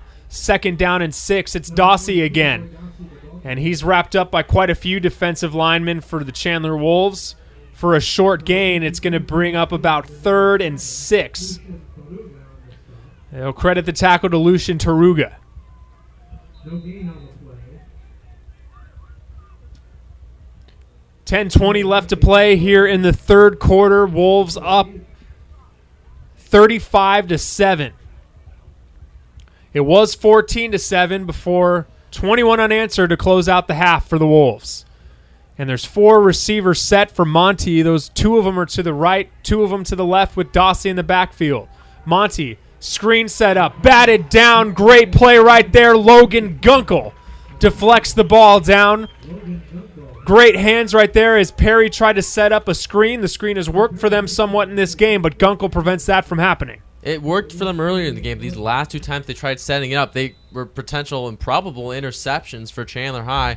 Good job there by Gunkel to get his hands up, but he probably could have intercepted that pass. Yeah, those defensive linemen aren't known for their hands, not known for catching the football, but they still make big plays. So now it's 4th and 6 for Perry. Just starting off with good field position, haven't been able to move anywhere. They've gained 4 yards on this possession. And they'll set to punt.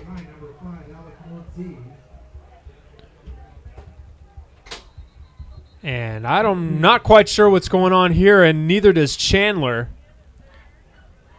You could see a flag came in. You could see a couple of Perry linemen just talking to each other after the play. Looks like it could have been either a timeout or false start. And they're going to call that it looks like they called that penalty on Chandler. It was encroachment. Once all those Wolves the Pumas changed their formation, one of the Wolves jumped. Another Chandler Wolves defensive penalty, so instead of 4th and 6, it's 4th and 1, and now the Pumas are going to go for it on this end of the field. And this could be Perry's last stand. If they can't score here, just about all hopes of a comeback, even though the second stringers are out. Yeah, and Fabian, Coach Jones, recognizes the importance of this play and calls timeout.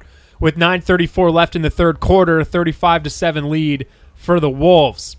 Somewhat of a big play here for Perry. If they can score here early in the half, they can create a little less separation on that scoreboard to try to create some sort of second half comeback. But if they can't make it happen here, you know that Wolves offense is ready to get back out there and move the ball in a hurry. I think if Perry does score a touchdown on this drive, I would not be surprised at all if Coach Iguana just sends Bryce Perkins out there to start at quarterback for at least one more series, try to ensure this win. Doesn't want anything funny to happen late in this game. But this is a Chandler defense with a lot of senior leadership on their defensive line, especially with Hoyt, Flores, and Gunkel, not to mention Navarez and Taruga and Hunt and Sutton. But a lot of defensive penalties have costed them and have kept Perry in this game. And there's another player that was called for encroachment. It might have been J.R. Hunt this time, and that means it's going to be a first down for Perry. 5 yards marked off against the Wolves for encroachment. This is unbelievable. They've really just been too anxious. I think they're back at home for the first time since that Hamilton game. They really wanted to get this game out of reach, and they really just want to sort of blow Perry out of the water, so they're really overstepping a little bit. Alec Monte writing a book on doing the hard count. It's just done amazing here today, forcing a lot of encroachment penalties on the Wolves. Hand the ball off to Spilsbury, trying to get around the outside, has a block and dives forward to about the 20-yard line where Deontay Sykes pins him down. Gains 8 yards on that first down play. Good play call from Coach Jones. Second and short. 25, Sean Harms of the Pumas. A 7-yard pickup on the play. Second down. And 3, Pumas. So a gain of 7 on that play. Just under 9 minutes left. Second and 3 from the 20. 35-7 in the third quarter. Hands the ball off to Dossie as he dives forward to about the 19-yard line as Perry gets into the red zone. 42, Lloyd Dawson, the ball carrier. it was in the red zone their last trip that they scored that touchdown, relying mostly on Dawsey and that running game. I wouldn't be surprised if they decide to go with Monty on that naked bootleg as they get deeper into the Chandler possession. So about a 1 yard gain on the play, 3rd and 2 at the 20-yard line. Power formation for Alec Monte and Perry. Everyone in the box for Chandler. They blow through the offensive line. Garrett Jacobson was the first to hit Dawsey in the backfield, but Dawsey, like he's done all game, still managed to dive forward, but not enough to get enough first down yardage.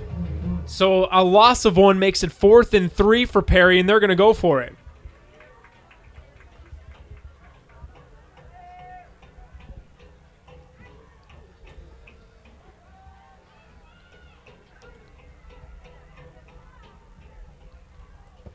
Fourth and 3, 7:35 left in the third. Monty back to throw. Quick pass up top, incomplete. Receiver was never even looking in the right direction. And that'll be a turnover on downs for Perry. Chandler Wolves will take over 1st and 10 from their own 21. It's a solid play idea by Preston Jones. They've been running up the gut all game long. Why not try to catch Chandler by surprise by throwing the ball over the middle? But unable to find him. A little bit too far, a little bit too lofted by Alec Monty. And Chandler will take over. And Mason Moran is back in at quarterback, the sophomore, who a lot of people following high school football know Bryce Perkins, not as much about Moran. He keeps it himself on option read and has more than enough for a first down as he dives past the 35-yard line. People really underestimate Moran's legs. Remember, he did run for over 100 yards last week. And speaking of running for over 100 yards, DJ Ware, the backup running back, also ran for over 100 yards, but Chase Lucas is in. Moran keeps it himself again on 1st and 10 from their own 36, and he's still on his feet, cutting upfield, has a blocker. Danny Mahan crosses the 30-yard line. The 20 gets another huge block, and he's in for 6. Mason Moran, his second carry of the game on his second drive, in for the touchdown, but it looks like this one might be coming back. Maurice Moran showing off his legs there, but great job by the Chandler wide receivers getting out in front and making those blocks. But it looks like he'll be coming back for another hold or block in the back. Another holding penalty, calling back a big Chandler play. And that one hurts because that one was for 6. Would have blown this one open. The score already 35-7 with 7:05 left in the third quarter. But the holding call calls back a touchdown. Tough break there for the Wolves. Really tough break, and you have to come up with it. You have to fix these errors next week, because if you commit these amount of penalties against Basher, you're not going to have the same amount of opportunities Perry's going to give you. So it'll be 1st and 9 from their own 36 after the penalty. Chase Lucas. Nope, Moran will keep it again himself. He dives forward to about the 40-yard line before he's tripped up.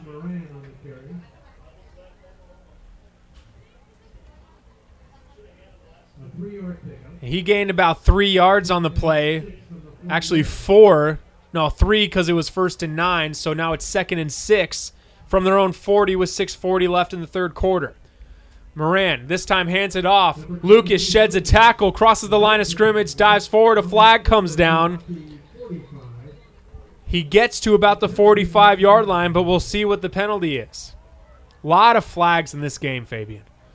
Yeah, it's been an ugly game. We've seen a little bit of that from Perry. We've seen that from a couple of their wins and losses, that they've been penalty marred, but you haven't really seen this many penalties from a Chandler team this year. And the flag is another holding call on the Wolves, their second of the drive. And as a matter of fact, they'll call that a block in the back, not a hold. Either way, that's 10 yards in the wrong direction.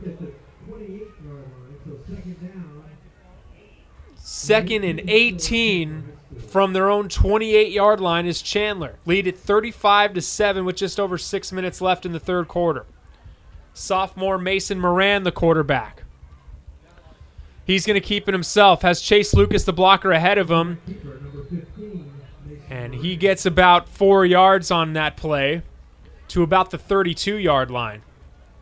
Interesting to see Chase Lucas and Deontay Sykes still in the game. Deontay Sykes playing both sides. And Chase Lucas got bulk of the carries against Hamilton 2 weeks ago. Didn't really touch the ball last week against Gilbert.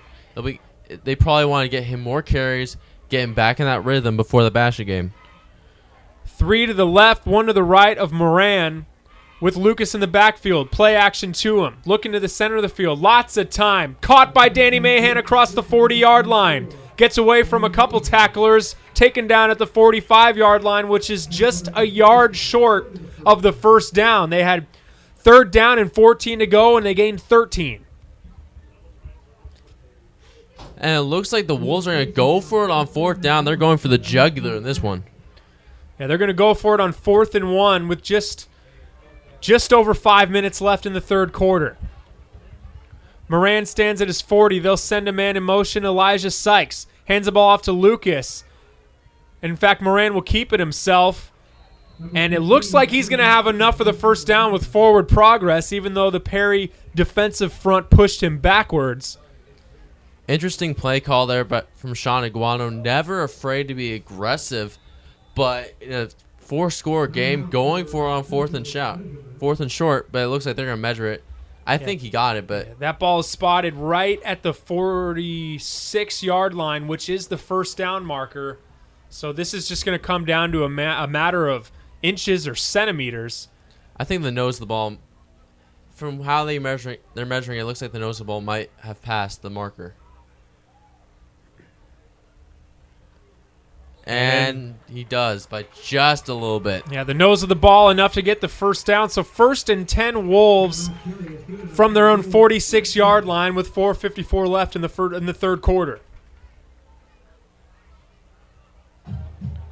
Wolves on top 35-7. 2 touchdowns from Bryce Perkins in the first half. One from him to Mitch McCauley, and the other one was to Chase Lucas, who gets the ball here on first down, and he's driven backwards.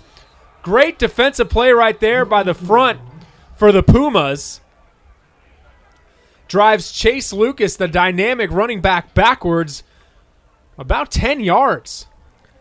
This Perry linebacking core has looked great tackling, especially deep in the backfield, going after Chase Lucas and Zach Colbreth often. So with forward progress from when the whistle was blown dead, they only lose 2 yards on the play. 2nd and 12 from their own 44.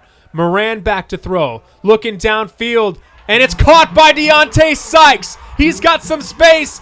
Taken down at the 15-yard line. Great play right there from Sykes as he caught the jump ball and took it downfield after the catch. That's Sykes' strength. You haven't really seen him with that as much this year. They haven't thrown the ball deep as much, but you saw that last year, his junior year, when they had Darryl Garrettson at quarterback. They went deep often, and lots of those jump balls along the sidelines and over the middle. Those are his strengths.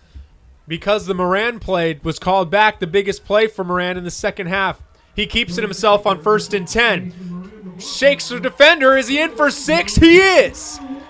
16-yard touchdown run for the sophomore quarterback Mason Moran. And the Wolves add 6 to the score. 41-7. Extra point pending with 3:53 left in the third quarter.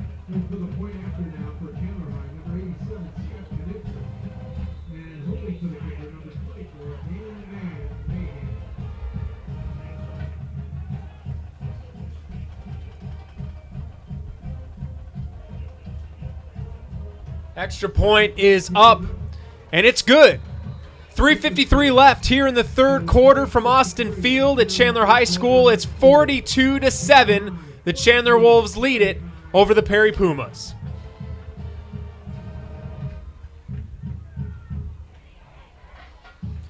And what you saw in that last drive with Deontay Sykes doing what we all know he's capable of doing. He's a very big target, very good at those jump balls, solid hands, and actually able to make some good plays after the catch. Mason Moran coming off the edge on that run to put Chandler up by 5 scores now.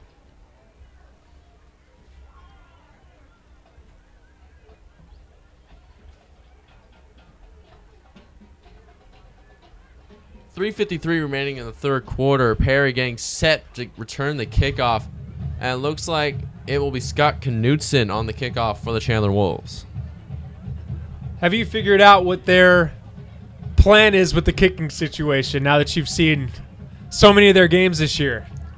It's been a little bit of a quagmire for them this year. They've had issues with the kicking game.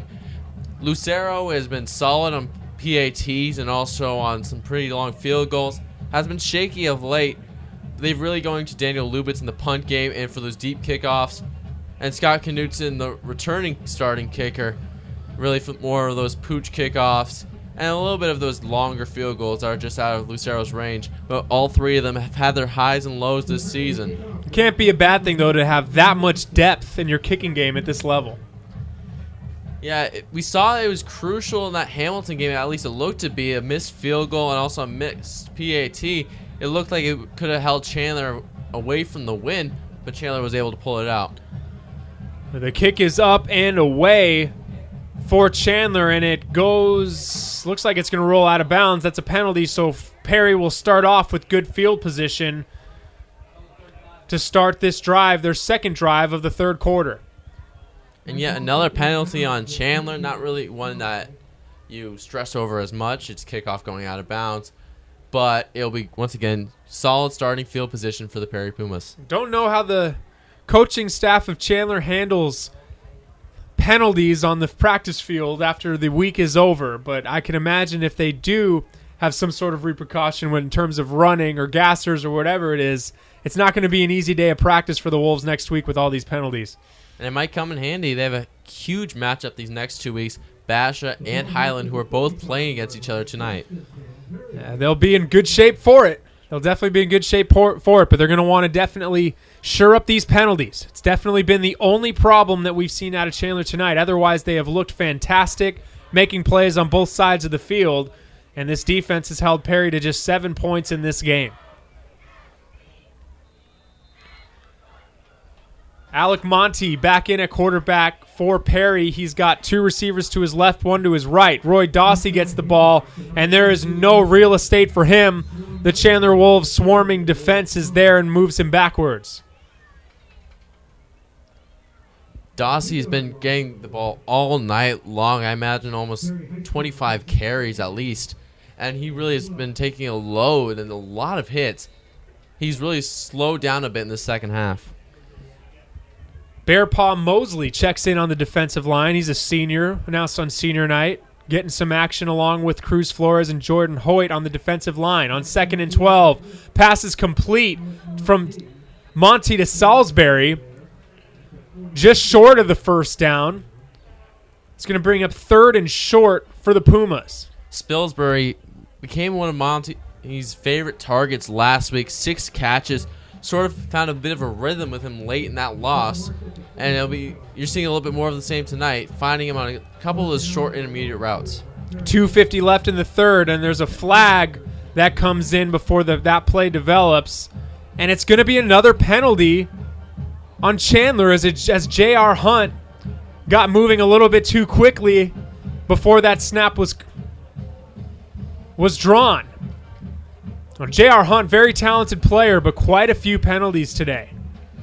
And also, most notably, probably that late hit he had on Alec Monty. That really extended that last drive.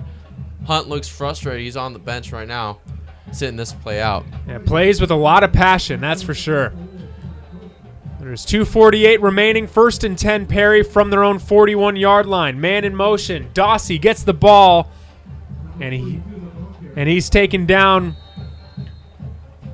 around the line of scrimmage. It'll be 2nd and 10.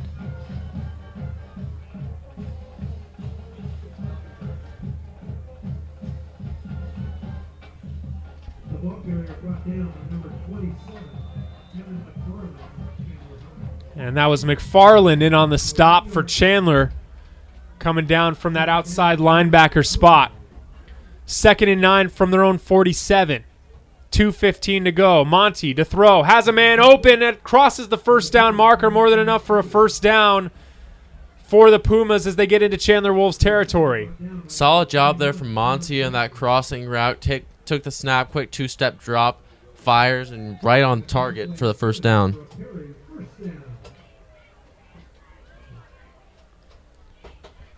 Perry having a little bit more success moving the ball so far in the second half. And they're doing it through the air, which they didn't do a lot in the first half. 1:54 left in the third, 1st and 10 from the Chandler 42. That ball's hands off across the 40-yard line. It'll be about a 3-yard gain on the play. Number 25, the ball carrier, Sean Harms. Sean Harms, the ball carrier, the senior. He's the one that made the catch on that last play.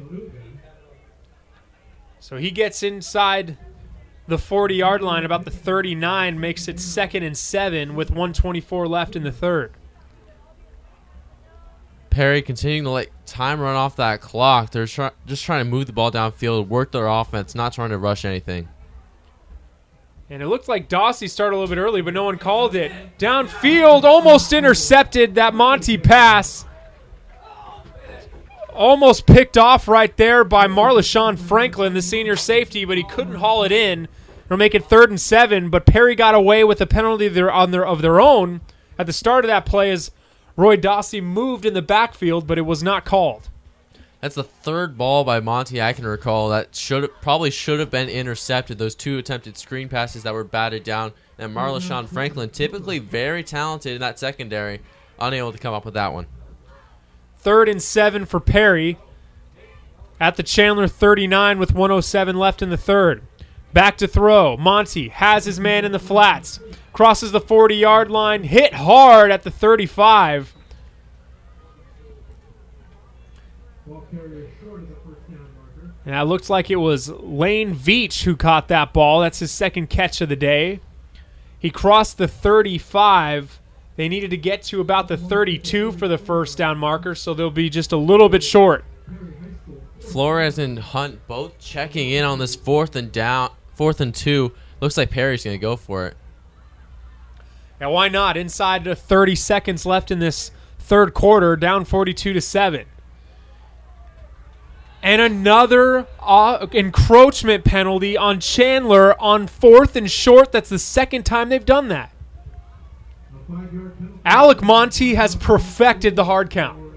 And it's interesting because most of the penalties being called on Perry earlier this season were on false starts by that offense. They really do like to sort of get that hard count going, and it looks like it's finally working to their advantage tonight. Clock running down. We're inside 10 seconds. We'll see if they get the playoff before the end of the quarter.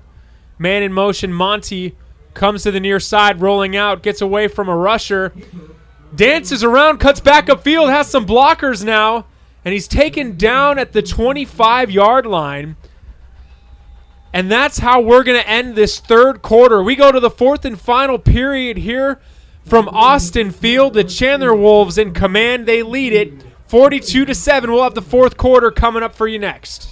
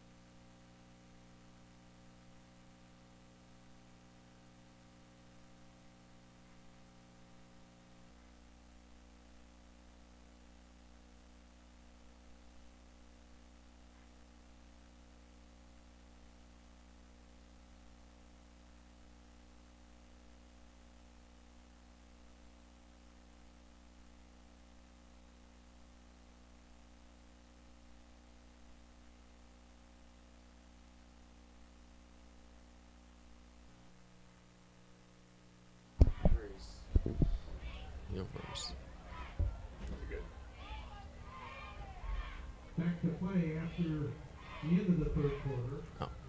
We're back to play here at the start of the fourth quarter. The Perry Pumas 2nd and 5. They are at the Chandler 25-yard line. at the start of this fourth quarter.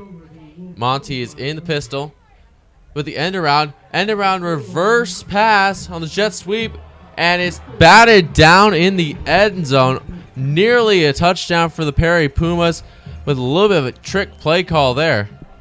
Interesting play call. First time we saw that from Perry tonight. That was Jackson Salisbury who threw that one, and it was just a little bit underthrown in the end zone. Marlashon Franklin is able to break it up at the last second. We saw a little bit of trickery from Perry Pumas earlier in the game that got cut short because of a Chandler penalty. Because of a Perry penalty. They false started on a potential fake punt earlier in this one. Monty in the shotgun. Looks like they're audibling out of this play. 3 wide receivers left. One split out right is Dossie behind him in the pistol. Monty throws left side, and it's complete.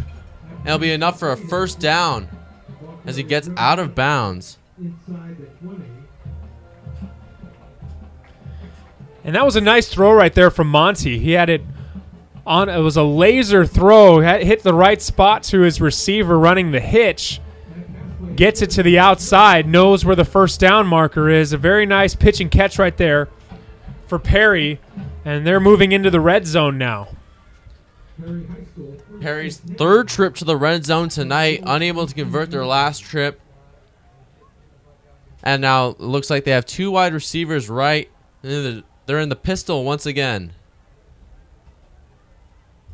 Monty taking his time, looking to audible at the line of scrimmage. Chandler bringing the blitz on the play action, throw out right, complete. And gets broken. Gets blown up at the line of scrimmage. Able to hang on to the ball it looked like it was Jackson Spilberry on the reception. Able to hold on to the tough tackle from Deontay Sykes. Yes, Deontay Sykes just comes in like a freight train and levels Spilsbury. Impressive that he was able to hold on to that ball. I'm not sure I would have been able to do that. But Deontay Sykes, he's shown off a lot his physical nature on offense in this game with some of his tackle breaks and how many players it's needed to take him down. On this time, he shows off that physicality on defense, so it's now 2nd and 6. Yes, a 4-yard gain in that last play. Monty fakes the jet sweep, gets taken down at the line of scrimmage. It looks like it was Tony Navarez coming off the edge on that read option. Yeah, another one of those great outside linebackers for Chandler that always seem to be in the backfield. They always seem to be making plays, whether or not the tackles are converted or not. They alter Perry's plays initially, and they have to kind of improv, if you will. But that time Navarez makes a nice play to bring him down. 2 wide receivers left, and it looks like Monty's audibling out of this play once again. He's got 3rd and 9, 10:22 left in this game. Looks like Chandler getting prepped to blitz. They do send some outside linebackers. They set up a screen. Perry's complete on the screen and gets stopped around the 23-yard line. That won't be enough for a first down. They'll set up 4th and down. Tackle there by Tony Navarez. Yeah, Navarez there again making a nice open field tackle. A sure tackler going for the legs of Dossie. So now with 9:50 left in the game, another 4th down for Perry, and it looks like they're going to try to kick a field goal here. Albrecht missed a 32-yarder as time expired in the end of this first half. It looks like this one will be about 35-yarder, except he'll be lined up in the middle of the field. Actually, he's lined up about the right hash.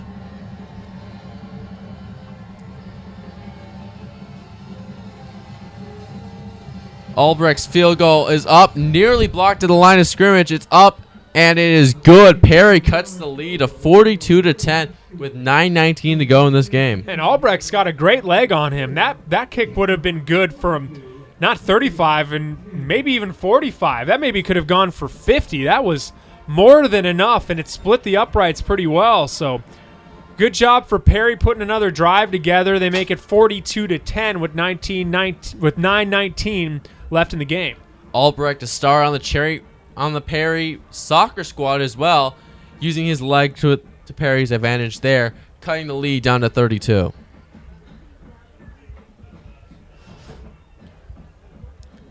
Perry's offense able to move the ball through the air on that drive. Alec Monty able to find Jackson Spilsbury a couple times on that drive for first downs. And it makes you scratch your head a little bit because, they've been so run heavy in this game and haven't been able to put that many drives together. But on this drive, they go a little bit more so to the air, and they're able to put points on the board.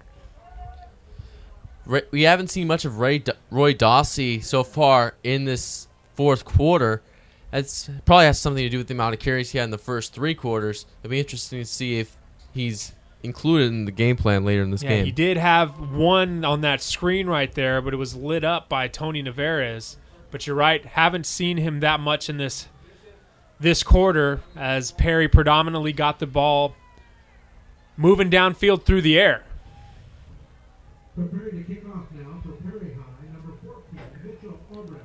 Albrecht getting set to kick off again to the Chandler Wolves. Danny Mahan back on the kickoff.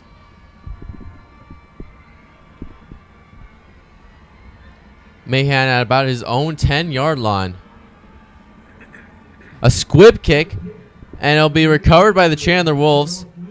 It'll be Terrell Flanagan who will take the ball to about the Chandler 37-yard line, gets hit near the sideline, and Chandler will take over from their own 37. And that's the second time we've seen Flanagan return a kick, and just showing off that speed that he has. Just really impressive kid. Makes a lot out of nothing on that return. The junior is going to be a big piece for them next season. Yeah, Flanagan didn't see a lot of playing time in the first couple weeks of the season, but was really gained the trust of Sean Iguana, who sort of included him in some first-team snaps and some of the second-team snaps. Moran is in the shotgun for the Wolves. Fakes the handoff on the read option, and he'll keep it himself. Gains a good yardage, and he'll be out, and he'll have enough for a Chandler first down. Yeah, he's impressive. He likes to keep it himself more often than getting it to the back.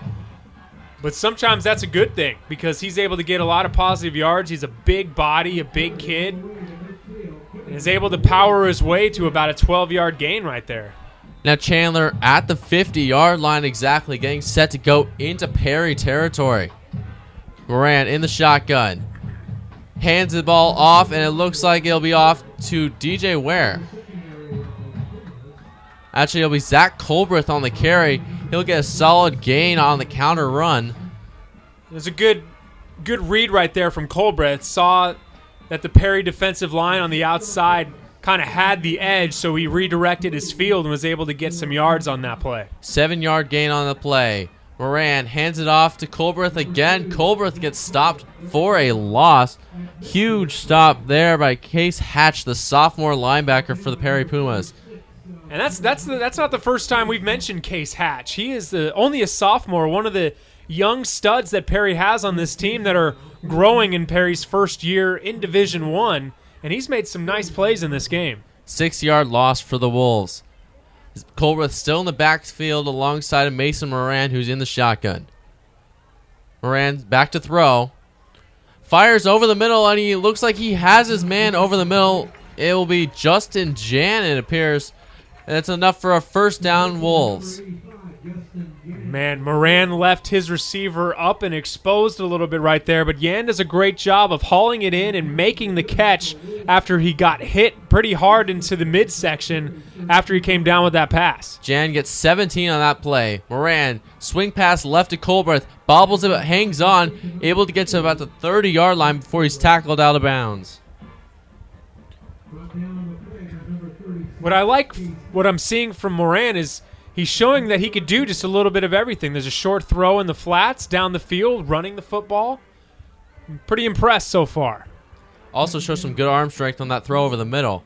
Moran hands off to Colbreth, and he has an opening. Right side is enough for a first down. Jukes his man still on his feet, and he's going to be tackled within the 5-yard line for the Perry Pumas by the right sideline. And Zach Colbreth made that look easy right there. He wasn't even going full speed, was just waiting for his blockers. Got to credit the offensive line on that run right there as Chandler got it moving on the offensive front up the field.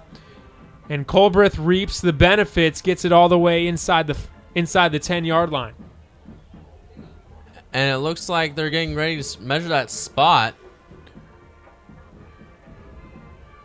And this play might be coming back, and it looks like it will be coming back. And That's been kind of the story within the story today. I mean, when more times than not, when Chandler's had a big play, it's been called back. And it was good carry there, bouncing off the right side for Colbreth. It'll be 1st and 10 from the Perry 14-yard line. That hold coming towards the end of the play. Moran in the shotgun. Hands ball off to Colbreth, who gets met at the line by the whole Perry defensive line. Looks like he got no gain there. Might have lost a yard. Yeah, on the inside right there, it looked like Austin Pauly was one of the first ones. Impressive kid, getting some college looks, but no offers yet. But he was one of the guys that were first to meet DJ Ware, who got his first carry of the game there at the line of scrimmage. Moran. It's his direct run. Runs right side, still on his feet. Enough for a first down. He'll be down within the 5-yard line of the Perry Pumas on that direct run. I mean, Moran is a big kid. He stands 6'3", 6'4". His dad played football at Drake University, and he's about 6'5". So Coach Iguano thinks that Moran still can grow a couple inches. He's already a pretty big kid. And when he also got some good speed, so when he picks up some speed, guy like that running's hard to bring down. Moran in the shotgun. Read option. He'll hand it off, and it'll be a touchdown. Zach Colbreth giving the Wolves another touchdown, extending their lead. 6:09 to go. Zach Colbreth carries 3 yards for a Chandler touchdown. And good to see that for Colbreth. So you mentioned he's had to deal with some adversity here in the senior season, having a starting job taken by Chase Lucas because he missed the beginning of the season because of injury, but getting some solid time here tonight, and he's taken advantage. Made some nice catches in the flats on that drive, made a nice run, and finished the drive off in the end zone. And there comes the point after attempt. It's up, and it is good by Scott Knutson. Chandler leads 49-10 with 6:09 to go in this game. And I like it. Moran comes off the field after his second scoring drive, and the first guy to meet him on the sidelines to talk to him is starting quarterback Bryce Perkins. Yeah, it'll be interesting to see if this possibly is Moran's last series with the second stringers. Kyle Urigan still getting warmed up. It is senior night, and he is a senior. Third-string quarterback might get some action late in this one. Yeah, number 19. Definitely throwing there on the sidelines. So as we've mentioned it a couple times, and now we can look ahead to it, Basha up next for Chandler. We remember that crazy game last year where both teams were above the 40-point mark. It was a wild game with a lot of offensive fireworks, and it's most likely going to be the same next week too. Yeah, Basha right now going right down to the wire with Highland. They're tied with a little less than a minute to go. We'll keep you updated on that game, but it'll be either way. It'll be an interesting matchup as Highland and Basha are the two teams Chandler will be playing these next coming weeks before the playoffs. And Highland's a team that I kind of saw as kind of like a sleeper team at the beginning of the year, and they stand, I believe, 5-2 now. They're in position to quietly make some noise in the state tournament if they keep up games and play like this. And also, if Basha drops this one, they drop to 4-4, still in good shape for the playoffs, but still a troubling sign for Bernie Buskin and the Bears. Now Perry, with the return, they'll get knocked out of bounds at about the 25-yard line. And then it was returned by number 21, Ben Terhark, number 41 of the Perry Pumas. Returned to the 26-yard line, and they'll start with 6:03 to go in this game.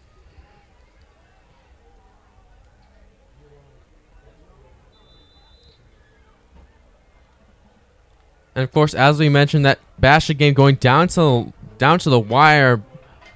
Highland with the ball at the Basha 9-yard line, 18 seconds remaining. Tie matchup in that one. Wow. Monty in the pistol. 1st and 10 for the Pumas. Hands the ball off to Dossie up the middle, and he'll be met by a host of Chandler linebackers. A little bit of a short gain there, but not much. And the clock keeps running for the Perry Pumas. And as for Perry, you know, they've lost a few in a row now. They're going to drop to 2-6 after this game. They'll have a game next week where they could try to get back in the win column, though. They'll be taking on the Gilbert Tigers, who have struggled here of late. Gave up 76 points to Chandler last week, so that could be a game where Perry can try to get back onto the winning track. Perry going with a change at quarterback. It's a jet sweep, and it looks similar to that jet sweep pass play. It's handoff to Spilsbury, and Spilsbury unable to get much. He's met by a host of tacklers. It looks like it'll be a loss. Not quite sure who the new quarterback is for the Prairie Pumas, but they have taken Alec Monty out of this one. He's been playing on both sides of the ball.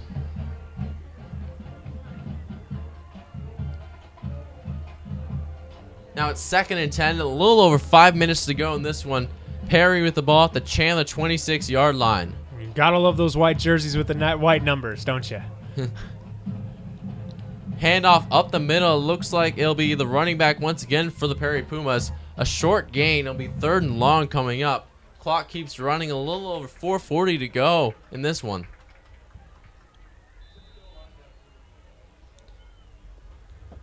An update on that Highland Basha game.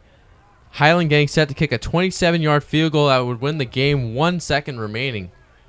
You go from almost beating Hamilton to almost dropping one to Highland.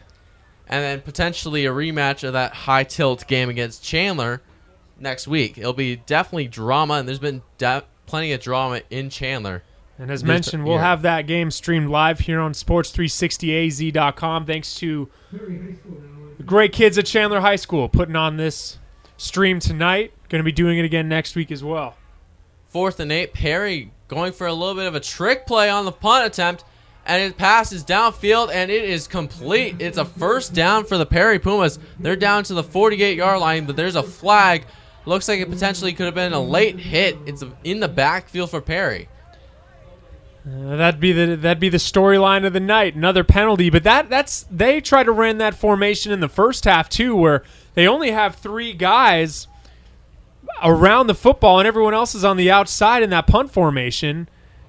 But an encroachment on the Wolves didn't allow that play to happen. But this time the penalty is on Perry. So that'll call that play back, and it looks like Perry will have to attempt the punt or the fake punt again. It'll be 4th down, and it looks like Perry's gonna have the ball be moved back. Interesting play call there. It was successful. They actually were down near the midfield. It's a 5-yard penalty. It'll be 4th and 13 for the Perry Pumas. Illegal receiver downfield is the call, and it's 3:51 left in this game. 4th and long, and Perry Pumas set to punt again. Back to return the punt is Chase Lucas and Danny Mahan. And how about this? Highland just beat Basha. Yes, 24-21 in that one. Oh, that ball bounces off a Chandler player, and it'll be recovered by the Perry Pumas. They will gain that yardage they lost on that penalty, and they will maintain the ball. It'll be 1st and 10 for the Perry Pumas. It looks like that ball bounced off Kyle Jurgen playing on senior night tonight. Yeah, and that was a short kick. Chandler Wolves players were moving down the field. Normally in that situation, you're just supposed to clear out. You're supposed to get out of the way. But instead, it's basically just enough for a first down for Perry as they continue to hold on to that ball with just about 3:34 left, trailing 49-10. Perry from their own 42-yard line takes the snap and the pistol, handoff up the middle, and it'll be a gain of about 5 for the Perry Pumas.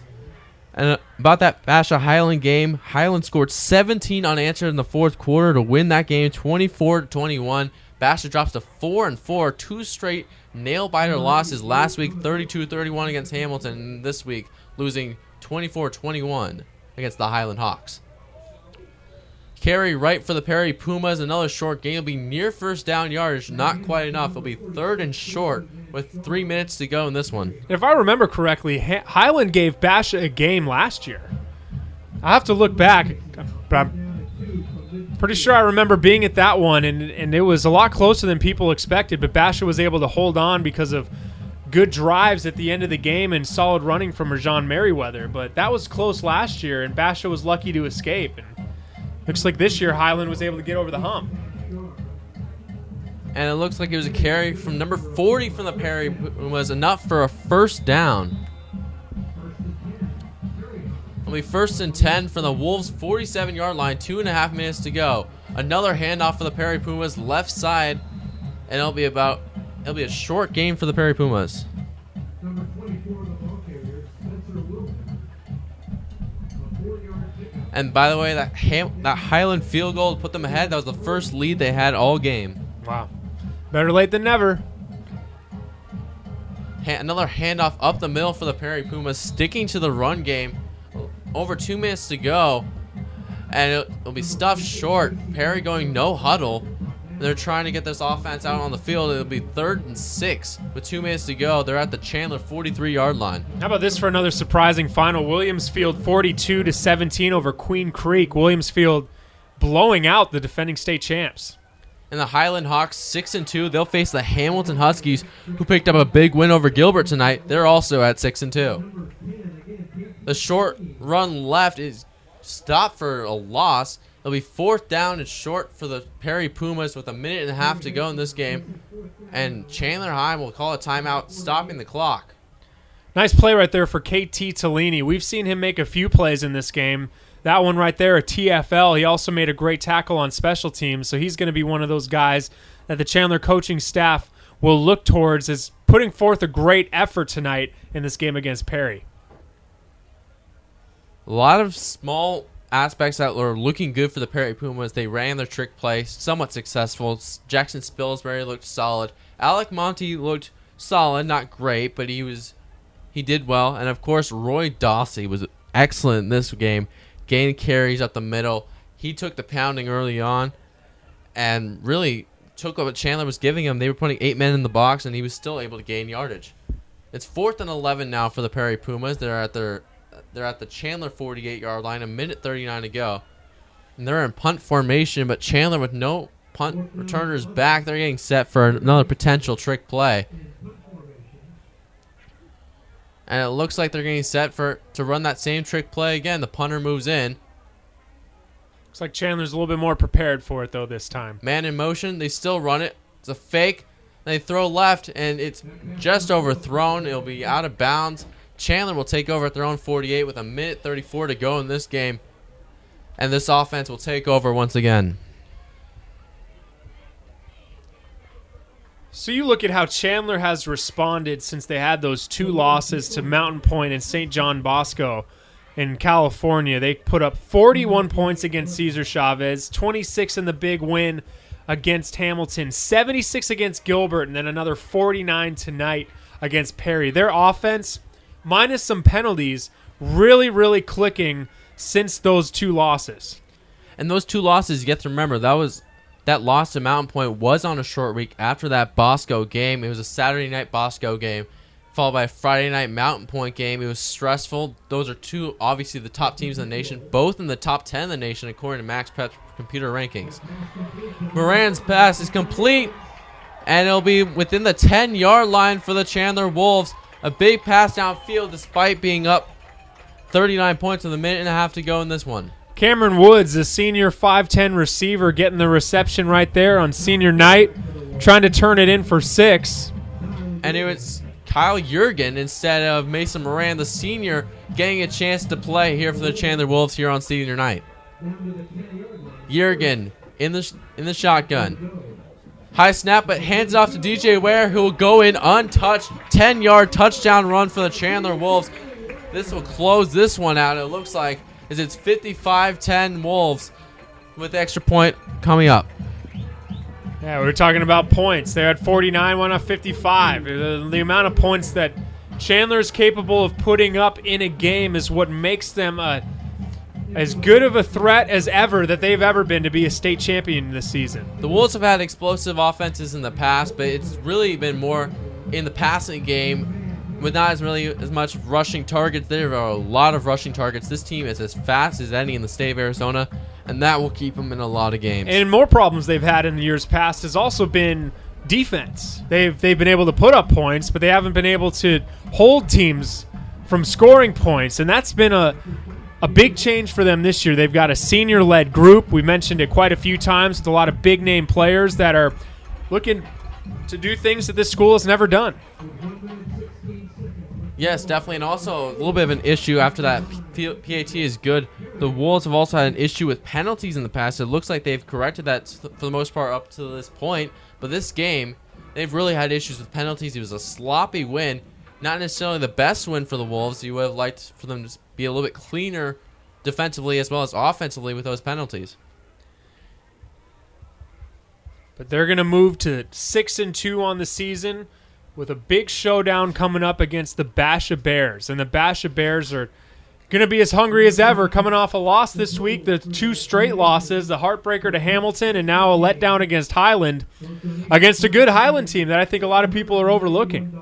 That Highland team, I think, has a lot of talent. They've beaten some good teams, and they've played tough against some good teams. They play a tough Hamilton team next week, and it'll be a tough task, but I think they can hold their own against the Hamilton Huskies, who really have not dominated anyone to this point this season, with the exception of their game tonight against the Gilbert Tigers. Chandler Wolves, currently number 3 in the state according to Max Preps, number 2 in Division 1 behind the Mountain Point Pride. Desert Ridge, it's South Point, I believe, that's the other team ahead of them in the state. South Point's Division 2. Yes. And so I don't see anyone taking down South Point in Division 2. And that team is stacked. And speaking of Division 2, looking at Chandler's opponent week 1 from Division 2 was Centennial High, who really did not look that great in their opening loss against Chandler Wolves, lost Jordan Soydam. But then they've really sort of bounced back since then. Dedrick Young has looked great at running back. They beat a really good Basha team. That Basha team 4-4, but ignore that 4-4 record. They are a tough team to beat. And they really won some good games. They beat Brophy, who has played the toughest schedule, I believe, in the state this year. The turning point in the season for Centennial was a game actually I happened to be at earlier. It was against Liberty, and Liberty had a 2-score lead going into halftime and were just dominating on both sides of the ball. And Centennial got back to what they do best, and that's just pounding away at the run game and beating you up on the defensive line on the other side of the ball. And Liberty just blew away a big lead that they had, and it led to a Centennial victory, and they really haven't looked back since. Yeah, Centennial has looked good. Division 2 has been tough, and there's been a lot of tough matchups. If you look at Buena High School, the exception of being held to 13 points by this same Chandler Wolves, they're averaging over, I think, 55-something points a game. Yeah, they got that huge game they had against Marcus Deniza, that looked like a basketball score. They did. They sure can put up some points. Perry running the last couple of minutes of this game, and it's a late hit along the sideline. He was getting out of bounds. It was a first down, a really late hit. Another penalty against the Chandler Wolves, moving Perry even further to Chandler territory with 42 seconds remaining in this one. Yeah, we've lost count of the amount of penalties. It's just been quite a few. I mean, we've gone on and on about how impressive this Chandler Wolves team has been on both sides of the football, but the penalties has been the one sore topic. And that's just continued here as we're in the closing minutes of this game. Closing seconds, I should say, of this game. The offense looks in tune for the Chandler Wolves, though, as it's a handoff up the middle for the Perry Pumas. No gain as he gets dragged behind the line by 3 or 4 defenders. The clock's still running. 30 seconds left in this one. I think Perry's going to let most of this clock run out. Probably 1 or 2 plays left in this one. 1 yard gain on the play. Gain of 1 on the play. It'll be second down and 9 from the 39. Handoff up the middle for Perry. 10 seconds remaining in this one. And I don't think Perry's going to call any timeouts. It looks like that could be the last play of this one.